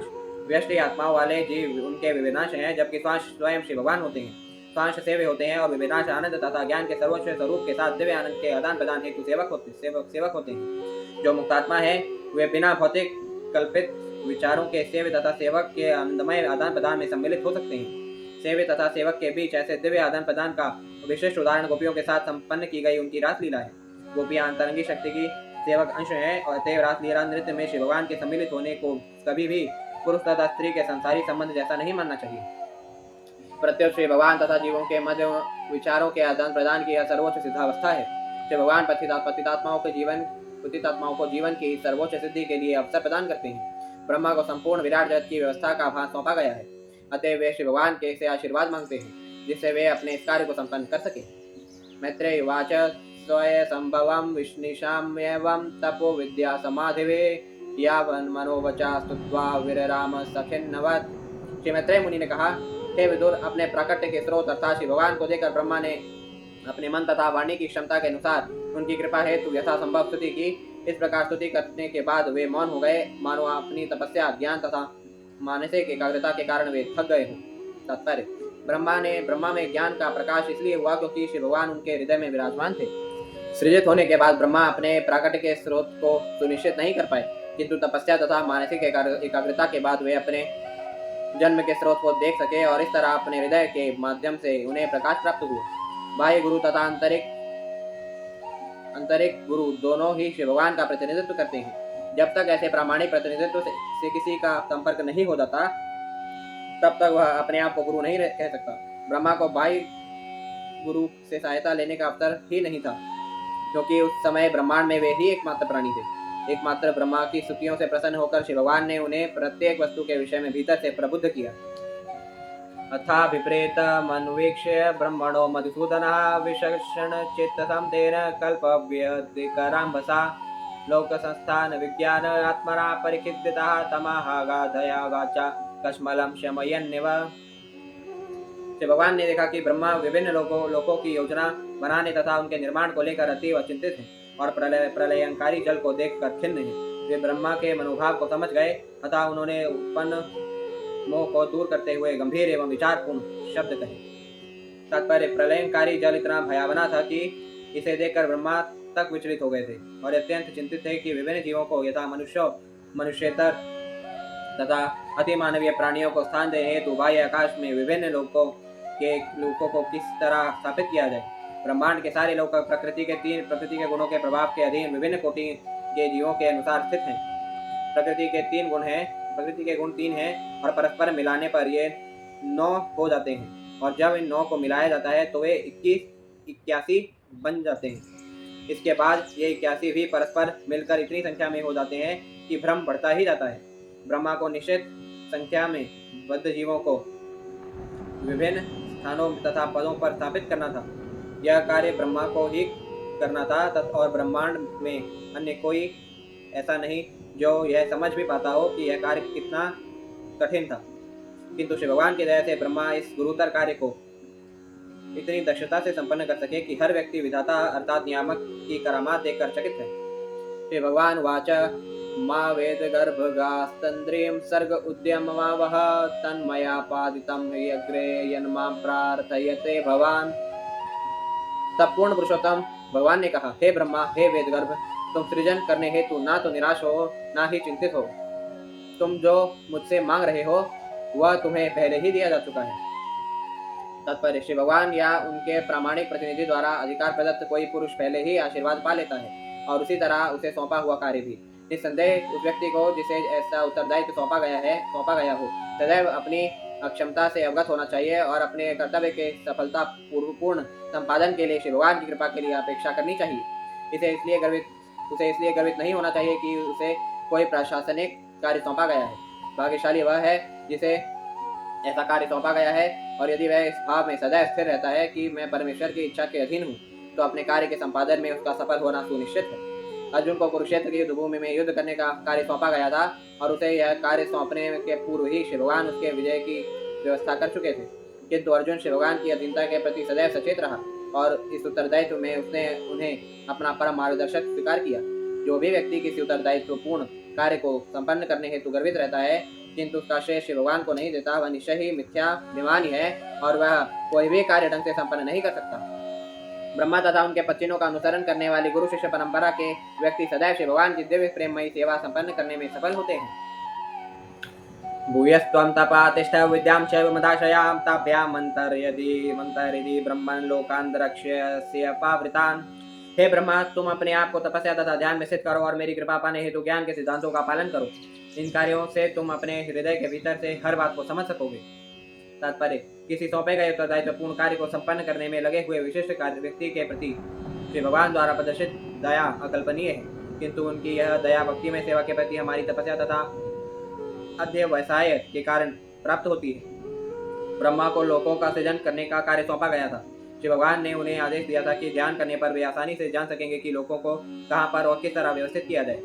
ये आदेश अंतःकरण से आने थे और इस कार्य में चिंता करने की कोई आवश्यकता न थी। बुद्धि योग के ऐसे आदेश स्वयं श्री भगवान द्वारा अंतःकरण से सीधे प्रदान किए जाते हैं, जिसकी पुष्टि श्रीमद्भगवद्गीता 10.10 में की गई है। तत्आत्मनि लोके च भक्ति युक्ता समाहिता दृष्टाति मां तथं ब्रह्मन्मयी लोकास्त्वमात्मनः। हे ब्रह्मा, जब तुम अपने सर्जनात्मक कार्यकलाप के दौरान भक्ति में निमग्न रहोगे तो तुम मुझको अपने में तथा ब्रह्मांड भर में देखोगे और तुम देखोगे कि मुझमें स्वयं तुम ब्रह्मांड तथा सारे जीव हैं। तात्पर्य, यहाँ श्री भगवान द्वारा यह उदाहरण दिया गया है कि ब्रह्मा दिन के समय उन्हें भगवान श्री कृष्ण के रूप में देखेंगे। वे प्रशंसा करेंगे कि किस तरह वृंदावन में अपने बालपन के समय श्री भगवान ने अपना विस्तार बछड़ों के रूप में कर लिया था और वे जान सकेंगे कि किस तरह यशोदा माता ने भगवान श्री कृष्ण की बाल लीलाओं के समय उनके मुख के भीतर सारे ब्रह्मांडों और लोकों को देखा था तथा यह भी देख सकेंगे कि ब्रह्मा के दिन में भगवान श्री कृष्ण के प्राकट्य के दौरान कई लाख ब्रह्मा होते हैं, किंतु श्री भगवान के इतने सारे शाश्वत दिव्य रूप जो सर्वत्र प्रकट होते रहते हैं किसी की समझ में नहीं आ सकते। ये केवल उन शुद्ध भक्तों द्वारा ही समझे जा सकते हैं जो सदैव श्री भगवान की भक्ति में सेवा में लगे रहते हैं। और शिव भगवान में पूरी तरह से लीन रहते हैं। यहाँ पर ब्रह्मा की उच्च उच्च योग्यताओं का भी संकेत हुआ है। यदा तु सर्वभूतेषु दारुष्वग्निमेव स्थितं प्रतिचक्षितर्मामलोको जयात्वहर्येव कश्मलम्। तुम मुझको सारे जीवों में तथा ब्रह्मांड में सर्वत्र उसी प्रकार देखोगे जिस तरह आकाश में अग्नि स्थित रहती है। केवल उस दिव्य दृष्टि की अवस्था में तुम सभी प्रकार के मोह से अपने आप को मुक्त कर सकोगे। तात्पर्य: ब्रह्मा ने प्रार्थना की कि अपने भौतिक कार्यों के दौरान कहीं वे शिव भगवान के अपने नित्य संबंध को भूल न जाएं।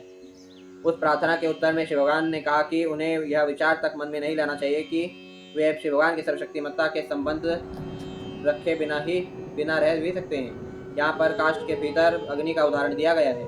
काष्ठ से उत्पन्न होने वाली अग्नि वही रहती है, भले ही काष्ठ भिन्न भिन्न प्रकारों का हो। इसी तरह भौतिक सृष्टि के भीतर के जीवों के शरीर रूप तथा गुण के अनुसार भले ही भिन्न हो, किंतु उनके भीतर के आत्मा एक दूसरे से भिन्न नहीं होते। अग्नि की उष्णता का गुण सर्वत्र वही रहता है और आध्यात्मिक स्फुलिंग अथवा परमात्मा का विनाश हर जीव में एक सा रहता है। इस तरह शिव भगवान की शक्ति उनकी सारी सृष्टि में वितरित है। एकमात्र यह दिव्य ज्ञान ही मनुष्य को भौतिक मोह के कलमश से बचा सकता है। क्योंकि शिव भगवान की शक्ति सर्वत्र वितरित है, अतः शुद्ध आत्मा या भगवत भक्त हर वस्तु को शिव भगवान से संबंधित देख सकता है। अतएव उसे बाहरी आवरणों से कोई स्नेह नहीं रहता। वह शुद्ध आध्यात्मिक विचार उसे भौतिक संगति के समस्त कलमश से निश्चेष्ट बना देता है। शुद्ध भक्त किसी भी अवस्था में शिव भगवान के संसर्ग को भूलता नहीं। यदा रहितमात्मानं भूतेन्द्रिय गुणाशयैः स्वरूपेण मयोपेतं पश्यन् स्वराज्यमृच्छते। जब तुम स्थूल और सूक्ष्म शरीरों के विचार से मुक्त होगे तथा जब तुम्हारी इंद्रियां भौतिक प्रकृति के सारे प्रभावों से मुक्त होंगी, तब तुम मेरी संगति में अपने शुद्ध रूप की अनुभूति कर सकोगे। उस समय तुम शुद्ध चेतना में स्थित होगे। तात्पर्य: भक्ति रसामृत सिंधु में यह कहा गया है कि जिस व्यक्ति की एकमात्र आकांक्षा शिव भगवान की दिव्य प्रेममयी सेवा करने की होती है, वह भौतिक अस्तित्व की किसी भी अवस्था में मुक्त पुरुष होता है। यह सेवा भाव ही जीव का स्वरूप या असली रूप है। श्री चैतन्य महाप्रभु ने भी श्री चैतन्य चरितामृत में यह घोषित करते हुए इस कथन की संपुष्टि की है कि जीव का वास्तविक आध्यात्मिक रूप शिव भगवान की नित्य दासता है। मायावादी लोग जीव में सेवा भाव के विचार से कांपने लगते हैं। वे यह नहीं जानते कि दिव्य जगत में शिव भगवान की सेवा दिव्य प्रेम पर आधारित है। दिव्य प्रेममय सेवा की तुलना भौतिक जगत की बलात् कराई गई सेवा से कभी नहीं की जा सकती। भौतिक जगत में भले ही कोई इस विचार में रहे कि वह किसी का दास नहीं है, फिर भी वह भौतिक गुणों के आदेशानुसार अपनी इंद्रियों का दास होता है। वस्तुतः इस भौतिक जगत में स्वामी कोई नहीं है, अतः इंद्रियों के दासों को दासता का बहुत बुरा अनुभव रहता है। वे सेवा के विचार से ही कांप उठते हैं, क्योंकि उन्हें दिव्य पद का कोई ज्ञान नहीं होता। दिव्य प्रेममयी सेवा में दास शिव भगवान की ही तरह स्वतंत्र होता है। शिव भगवान स्वराट अर्थात पूर्णतया स्वतंत्र है, और आध्यात्मिक जगत में दास भी पूर्णतया स्वतंत्र या स्वराट होता है, क्योंकि वहाँ बलात् सेवा नहीं ली जाती। वहाँ दिव्य प्रेममयी सेवा स्वतः स्फूर्त प्रेम के कारण होती है। ऐसी सेवा की प्रतिबिंबित झलक पुत्र के प्रति माता की सेवा, मित्र के प्रति मित्र की सेवा या पति के प्रति पत्नी की सेवा में अनुभव की जाती है। मित्रों, माता पिता या पत्नियों द्वारा सेवा के ये प्रतिबिंब बलकृत नहीं, अपितु एकमात्र प्रेम के कारण होते हैं। किंतु इस भौतिक जगत में प्रेममयी सेवा केवल प्रतिबिंब है। असली सेवा या स्वरूप में स्थिर होकर की गई सेवा शिव भगवान के सानिध्य में दिव्य जगत में विद्यमान है। दिव्य प्रेम की वही सेवा यहाँ पर भक्ति में की जा सकती है। यह श्लोक ज्ञानियों पर भी लागू होता है। जो प्रबुद्ध ज्ञानी समस्त कल्मशों से यथा स्थूल तथा सूक्ष्म शरीरों के साथ साथ प्रकृति के गुणों वाली इंद्रियों से मुक्त होता है, तो वह सर्वोपरि को प्राप्त होता है और इस तरह भौतिक बंधन से छूट जाता है। वस्तुतः ज्ञानी तथा भक्तगण भौतिक कल्मश से मुक्ति पाने तक एक मत है। किंतु जहाँ ज्ञानी लोग सामान्य ज्ञान के स्तर पर शांत हो जाते हैं, वहीं भक्तगण प्रेममयी सेवा के द्वारा और अधिक आध्यात्मिक प्रगति कर लेते हैं। भक्तगण अपने तथा स्फूर्त सेवा भाव में आध्यात्मिक व्यष्टित्व विकसित कर लेते हैं, जो उत्तर बढ़ता हुआ माधुर्य रस के स्तर तक पहुंच जाता है। नाना कर्म वितानेन प्रजा बहवी शिश्रिक्षितः नत्नात्मा वसीदत्यवस्मिन्ते वर्षीयान् मदनुगृहः। क्योंकि तुमने जनसंख्या को असंख्य रूप में बढ़ाने तथा अपनी सेवा के प्रकारों को विस्तार देने की इच्छा प्रकट की है, अतः तुम इस विषय से कभी भी वंचित नहीं रहोगे, क्योंकि सभी कालों में तुम पर मेरी अहेतुकी कृपा बढ़ती ही जाएगी। तात्पर्य: शिव भगवान का शुद्ध भक्त विशेष काल, वस्तु तथा परिस्थिति के तथ्यों से ज्ञात होने के कारण भगवत भक्तों की संख्या को नाना प्रकार से सदैव बढ़ाना चाहता है। दिव्य सेवा का ऐसा विस्तार भौतिकवादी को भले ही भौतिक लगे, किंतु तथ्य तो यह है कि वह भक्त के प्रति शिव भगवान की हेतु की कृपा का भी विस्तार होता है। ऐसे कार्यों की योजनाएं भौतिक कार्य प्रतीत हो सकती हैं, किंतु परमेश्वर के दिव्य इंद्रियों की तुष्टि में लगे होने से उनकी शक्ति भिन्न भिन्न होती है। ऋषि मध्यम न बध्नाति पापीयांस्त्वां रजोगुणः यन्मनोमयि निर्बद्धं प्रजा संसृज्यतो पिते। तुम आदि ऋषि हो और तुम्हारा मन सदैव मुझ में स्थिर रहता है, इसलिए विभिन्न संततियां उत्पन्न करने के कार्य में लगे रहने पर भी तुम्हारे पास पापमय रजोगुण फटक भी नहीं सकेगा। तात्पर्य, ब्रह्मा को यही आश्वासन द्वितीय स्कंद में 9वें अध्याय के श्लोक 36 में भी दिया गया है। श्री भगवान द्वारा इस तरह अनुग्रह दिखाए जाने से ब्रह्मा की सारी योजनाएं अमोघ हैं। यदि कभी ब्रह्मा मोहग्रस्त होते भी हैं, जैसा कि दशम स्कंद में है, तो वे अंतरंगी शक्ति के कार्य को देखकर मोहित होते हैं और वह भी दिव्य सेवा में आगे बढ़ने हेतु ही हैं। अर्जुन भी इसी तरह मोहित होता पाया जाता है। श्री भगवान के शुद्ध भक्तों को ऐसा मोहग्रस्त होना भगवत ज्ञान में उनकी उत्तर उन्नति के लिए ही होता है।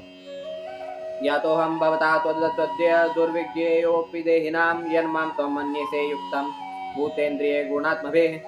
यद्यपि मैं बदात्मा द्वारा सरलता से ज्ञेय नहीं हूँ, किंतु आज तुमने मुझे जान लिया है, क्योंकि तुम जानते हो कि मैं किसी भौतिक वस्तु से, विशेष रूप से 5 स्थूल तथा 3 सूक्ष्म तत्वों से नहीं बना हूँ।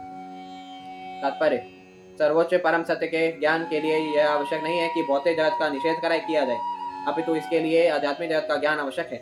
यह सोचना कि भौतिक जगत की अनुभूति रूपों में की जाती है, इसलिए आध्यात्मिक जगत रूप विहीन होगा। आत्मा की निषेधात्मक भौतिक धारणा है। असली आध्यात्मिक धारणा तो यह है कि आध्यात्मिक स्वरूप भौतिक स्वरूप नहीं है। ब्रह्मा ने श्री भगवान के सनातन रूप की उस तरह से प्रशंसा की और श्री भगवान ने ब्रह्मा की आध्यात्मिक धारणा का अनुमोदन किया। श्री भगवान श्रीमद् भगवद गीता में श्री भगवान ने श्री कृष्ण के शरीर की उस भौतिक अवधारणा की निंदा की है जो इस कारण से उत्पन्न होती है कि वे एक मनुष्य की भांति उपस्थित हैं। श्री भगवान अपने अनेक आध्यात्मिक रूपों में से किसी एक में प्रकट हो सकते हैं, किंतु वे ना तो भौतिक वस्तु से बने होते हैं, न ही उनके शरीर तथा आत्मा में कोई अंतर होता है। श्री भगवान के आध्यात्मिक स्वरूप के चिंतन की यही विधि है। तुभ्यं मद्वे चिकित्सायामात्मा में दर्शितो बहिः नालेन सलिले मूलम पुष्करस्य विच्छिन्नवतः। जब तुम यह सोच विचार कर रहे थे कि तुम्हारे जन्म के कमलनाल का कोई स्रोत है कि नहीं, और तुम उस डंडी के भीतर प्रवेश भी हो गए थे, तब तुम कुछ भी पता नहीं लगा सके थे, किंतु उस समय मैंने भीतर से अपना रूप प्रकट किया था। तत्पर श्री भगवान को ना तो मानसिक चिंतन द्वारा, ना ही भौतिक इंद्रियों की सहायता से, अपितु एकमात्र उनकी अहेतु की कृपा होने पर अनुभव किया जा सकता है। भौतिक इंद्रियां पूर्ण पुरुषोत्तम भगवान की दिव्य जानकारी तक नहीं पहुंच सकती। उन्हें एकमात्र विनीत भक्ति के द्वारा जाना जा सकता है, जब वे भक्त के समक्ष स्वयं प्रकट होते हैं। एकमात्र भगवत प्रेम द्वारा मनुष्य ईश्वर को जान सकता है, अन्य किसी प्रकार से नहीं। श्री भगवान को भौतिक आंखों से नहीं देखा जा सकता, किंतु उन्हें भगवत प्रेम के अंजन से खुले दिव्य नेत्रों द्वारा भीतर से देखा जा सकता है। जब तक पदार्थ के मलिन आवरण के कारण मनुष्य की आध्यात्मिक आंखें बंद रहती हैं, तब तक वह श्री भगवान को नहीं देख सकता, किंतु जब भक्तिमय सेवा द्वारा यह मल धूल हटा दिया जाता है, तो मनुष्य निश्चित रूप से श्री भगवान का दर्शन कर सकता है। ब्रह्मा अपने व्यक्तिगत प्रयास से कमलनाल का मूल देख पाने में असफल रहे, किंतु जब श्री भगवान उनकी तपस्या तथा भक्ति से तुष्ट हो गए, तो उन्होंने बिना बाह्य प्रयास के अपने आप को भीतर से प्रकट कर दिया। यच्च कर्थांग मत्स्तोत्रम मत्कथाभ्युदयांगितम यद्वा तपसिते निष्ठा स एष मदनुगृहः। हे ब्रह्मा, तुमने मेरे दिव्य कार्यों की महिमा की प्रशंसा करते हुए जो स्तुतियां की हैं, मुझे समझने हेतु तुमने जो तपस्याएं की हैं, तथा मुझमें तुम्हारी जो दृढ़ आस्था है, इन सबों को तुम मेरी अहेतु की कृपा ही समझो। तात्पर्य, जब कोई जीव दिव्य प्रेमा भक्ति में श्री भगवान की सेवा करना चाहता है, तो भगवान क्षत्रिय गुरु अर्थात अंतःकरण के गुरु के रूप में भक्त की अनेक प्रकार से सहायता करते हैं। इस तरह भक्त भौतिक अनुमान से परे अनेक अद्भुत कार्य कर सकता है। श्री भगवान की कृपा से एक साधारण व्यक्ति एक सर्वोच्च आध्यात्मिक रूप से परिपूर्ण स्तुतियों की रचना कर सकता है। ऐसी आध्यात्मिक पूर्णता भौतिक योग्यताओं द्वारा प्रतिबंधित नहीं होती, अपितु दिव्य सेवा करने के निष्ठावान प्रयास के फल स्वरूप विकसित होती है। आध्यात्मिक सिद्धि के लिए स्वैच्छिक प्रयास एकमात्र योग्यता है। धन या विद्या की भौतिक उपलब्धियां विचारणीय नहीं होती। प्रीतो हमस्तो भद्रम ते लोकानां विजयेच्छया यदस्तवतोषीर्गुणमयं निर्गुणं मानुवर्णयन्। मेरे दिव्य गुण जो कि संसारी लोगों को सांसारिक प्रतीत होते हैं, उनका जो वर्णन तुम्हारे द्वारा प्रस्तुत किया गया है, उससे मैं अति प्रसन्न हूँ। अपने कार्यों से समस्त लोगों को महिमामय करने की जो तुम्हारी इच्छा है, उसके लिए मैं तुम्हें वर देता हूँ। तात्पर्य, ब्रह्मा जैसे शुद्ध भगवत भक्त तथा उनकी गुरु शिष्य परंपरा के भगवत भक्त सदैव यही चाहते हैं कि ब्रह्मांड भर के सारे जीव श्री भगवान के से अवगत हो लें।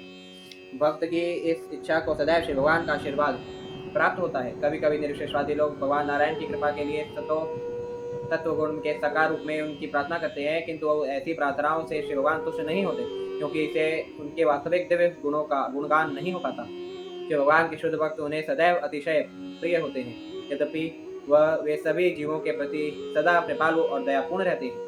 यहाँ पर गुणमयम शब्द महत्वपूर्ण है, क्योंकि यह श्री भगवान के दिव्य गुणों से युक्त होने का सूचक है।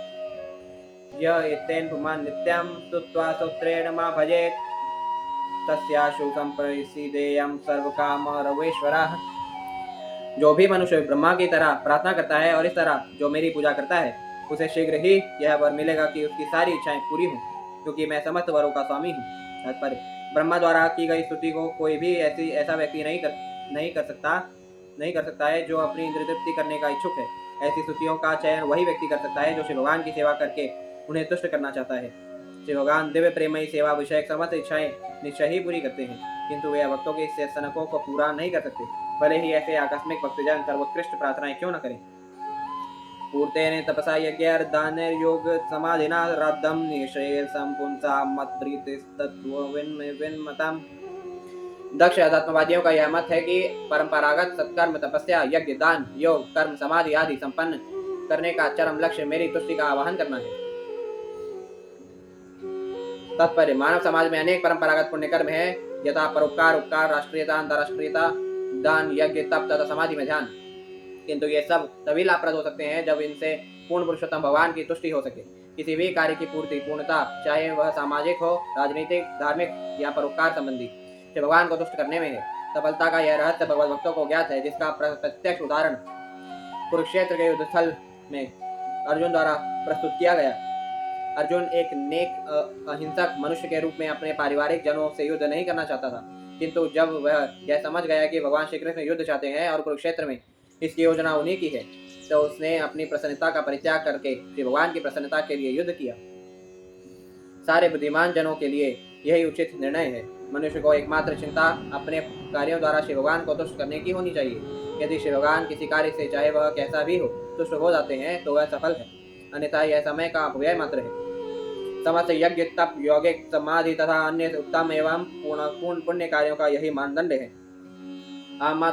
अहमात्मात्मनां धातः पृष्ठः सन् प्रेयसामपि अतो मयि रतिं कुर्यात् देहाद्रियत्कृते प्रियः। मैं प्रत्येक जीव का परमात्मा हूँ, मैं परम निदेशक तथा परम प्रिय हूँ। लोग स्थूल तथा सूक्ष्म शरीरों के प्रति झूठे ही अनुरक्त रहते हैं, उन्हें तो एकमात्र मेरे प्रति अनुरक्त होना चाहिए।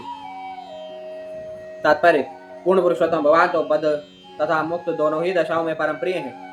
जो कोई व्यक्ति यह नहीं जानता कि श्री भगवान ही एकमात्र सर्वाधिक प्रिय लक्ष्य है, तब वह जीवन की बद्ध अवस्था में होता है, और जब वह यह भलीभांति जान लेता है कि श्री भगवान ही एकमात्र सर्वाधिक प्रिय लक्ष्य है, तो वह मुक्त माना जाता है। श्री भगवान के साथ अपने संबंध को जानने की कोटियां होती हैं, जो इस अनुभूति पर निर्भर करती हैं कि परमेश्वर प्रत्येक जीव के सर्वप्रिय लक्ष्य क्यों है। वास्तविक कारण श्रीमद् भगवद गीता 15.7 में स्पष्ट बतलाया गया है। ममैवांशो जीवलोके जीवभूता सनातना। सारे जीव परमेश्वर के सनातन अंश हैं। जीवात्मा कहलाता है और श्री भगवान परमात्मा कहलाते हैं। जीव ब्रह्म कहलाता है और श्री भगवान पर ब्रह्म या परमेश्वर कहलाते हैं। ईश्वर परमा कृष्ण। जिन बद्धात्माओं को आत्म साक्षात्कार नहीं हुआ होता, वे भौतिक देह को ही सर्वाधिक प्रिय मानते हैं। तब सर्वप्रियता का विचार केंद्रीभूत तथा विस्तृत दोनों रूपों में सारे शरीर में फैल जाता है। अपने शरीर तथा इसके विस्तारों तथा संतानों तथा संबंधियों के प्रति आसक्ति वस्तुतः असली जीव के आधार पर विकसित होती है। जैसे ही वास्तविक जीव शरीर से बाहर चला जाता है, वैसे ही सर्वप्रिय पुत्र तक का शरीर आकर्षक नहीं लगता। अतएव सजीव पुलिंग या सर्वोपरि का नित्य अंश स्नेह का असली आधार है, शरीर नहीं। क्योंकि सारे जीव ही सर्वोपरि पुरुष के अंश हैं, अतः वे परम पुरुष सबके स्नेह के वास्तविक आधार हैं। जो व्यक्ति प्रत्येक वस्तु के लिए अपने प्रेम के मूलभूत सिद्धांत को भूल जाता है, उसमें केवल अस्थिर प्रेम होता है, क्योंकि वह मायाग्रस्त होता है। जो माया के सिद्धांत से जितना ही अधिक प्रभावित होता है, वह प्रेम के मूल सिद्धांत से उतना ही दूर रहता है। जब तक कोई व्यक्ति श्री भगवान की प्रेमा भक्ति में पूर्णतया विकसित नहीं होता, तब तक वास्तव में वह किसी वस्तु से प्रेम नहीं कर सकता। प्रस्तुत श्लोक में पूर्ण पुरुषोत्तम भगवान पर प्रेम को केंद्रित करने पर बल दिया गया है। यहाँ पर कुर्यात शब्द सार्थक है। इसका अर्थ है मनुष्य इसे प्राप्त करे। यह इस बात पर बल देने हेतु है कि हमें प्रेम के सिद्धांत के प्रति अधिकाधिक अनुरक्त होना चाहिए। माया का प्रभाव आध्यात्मिक जीव के अंश द्वारा अनुभव किया जाता है, किंतु यह माया परमात्मा पर अपना प्रभाव नहीं दिखा सकती। मायावादी दार्शनिक जीव पर माया के प्रभाव को स्वीकार करके परमात्मा के साथ सदाकार होना चाहते हैं, किंतु उनको परमात्मा के प्रति वास्तविक प्रेम न होने के कारण वे माया के प्रभाव द्वारा सदैव पाशबद्ध रहते हैं और परमात्मा के निकट पहुंच पाने में अक्षम रहते हैं। यह अक्षमता परमात्मा के प्रति उनके स्नेह के अभाव के कारण होती है। धनी कंजूस यह नहीं जानता कि वह अपनी संपत्ति का उपयोग किस तरह करे, अतः अत्यंत धनी होते हुए भी उसका कंजूस स्वभाव उसे सदैव निर्धन व्यक्ति बनाए रखता है। इसके विपरीत वह व्यक्ति जो यह जानता है कि धन का किस तरह उपयोग किया जाए, थोड़ी पूंजी होने पर भी तुरंत धनी बन सकता है। आंखों तथा सूर्य में अत्यंत घनिष्ठ संबंध है, क्योंकि सूर्य प्रकाश के बिना आंखें देख नहीं सकती, किंतु शरीर के अन्य भाग क्योंकि वे ऊष्मा के स्रोत के रूप में सूर्य से जुड़े होते हैं, आंखों की अपेक्षा सूर्य का अधिक लाभ उठाते हैं। सूर्य के प्रति स्नेह से युक्त हुए बिना आंखें सूर्य की किरणों को सहन नहीं कर सकती, अथवा दूसरे शब्दों में ऐसी आंखों में सूर्य की किरणों की उपयोगिता को समझ पाने की क्षमता नहीं होती। इसी प्रकार से अनुभवी दार्शनिक ब्रह्म का सैद्धांतिक ज्ञान होने के बावजूद परम ब्रह्म की कृपा का उपयोग नहीं कर पाते, क्योंकि उनमें स्नेह का अभाव रहता है। अतः अनेक निर्विशेषवादी दार्शनिक जब ब्रह्म का सैद्धांतिक ज्ञान रखने के बावजूद भी सदा के लिए माया के वशीभूत रहते हैं और वे ब्रह्म के प्रति स्नेह उत्पन्न नहीं करते, न ही उनमें स्नेह उत्पन्न होने की कोई संभावना रहती है, क्योंकि उनकी विधि दोषपूर्ण है। सूर्यदेव का भक्त दृष्टिहीन होते हुए भी इस लोक से सूर्यदेव को उनके यथारूप में देख सकता है, किंतु जो सूर्य का भक्त नहीं है वह सूर्य की चमक को भी नहीं कर पाता। इसी तरह भक्ति योग के द्वारा कोई व्यक्ति ज्ञानी के स्तर पर न होते हुए भी शुद्ध प्रेम के विकास के कारण अपने भीतर श्री भगवान का दर्शन कर सकता है। मनुष्य को सभी परिस्थितियों में भगवत प्रेम विकसित करने का प्रयास करना चाहिए और इससे समस्त जटिल समस्याएं हल हो जाएंगी। सर्ववेदम ये निदात्मयोनिना प्रजा सृज यथा पूर्वम याश्य मय्यनुशेरते।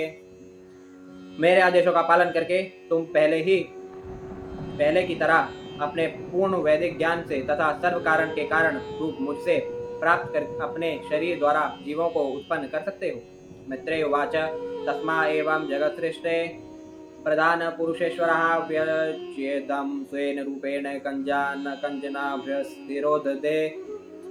श्री मैत्रेय मुनि ने कहा, ब्रह्मांड के सृष्टा ब्रह्मा को विस्तार करने का आदेश देकर आदि भगवान अपने साकार नारायण रूप में अंतर्धान हो गए।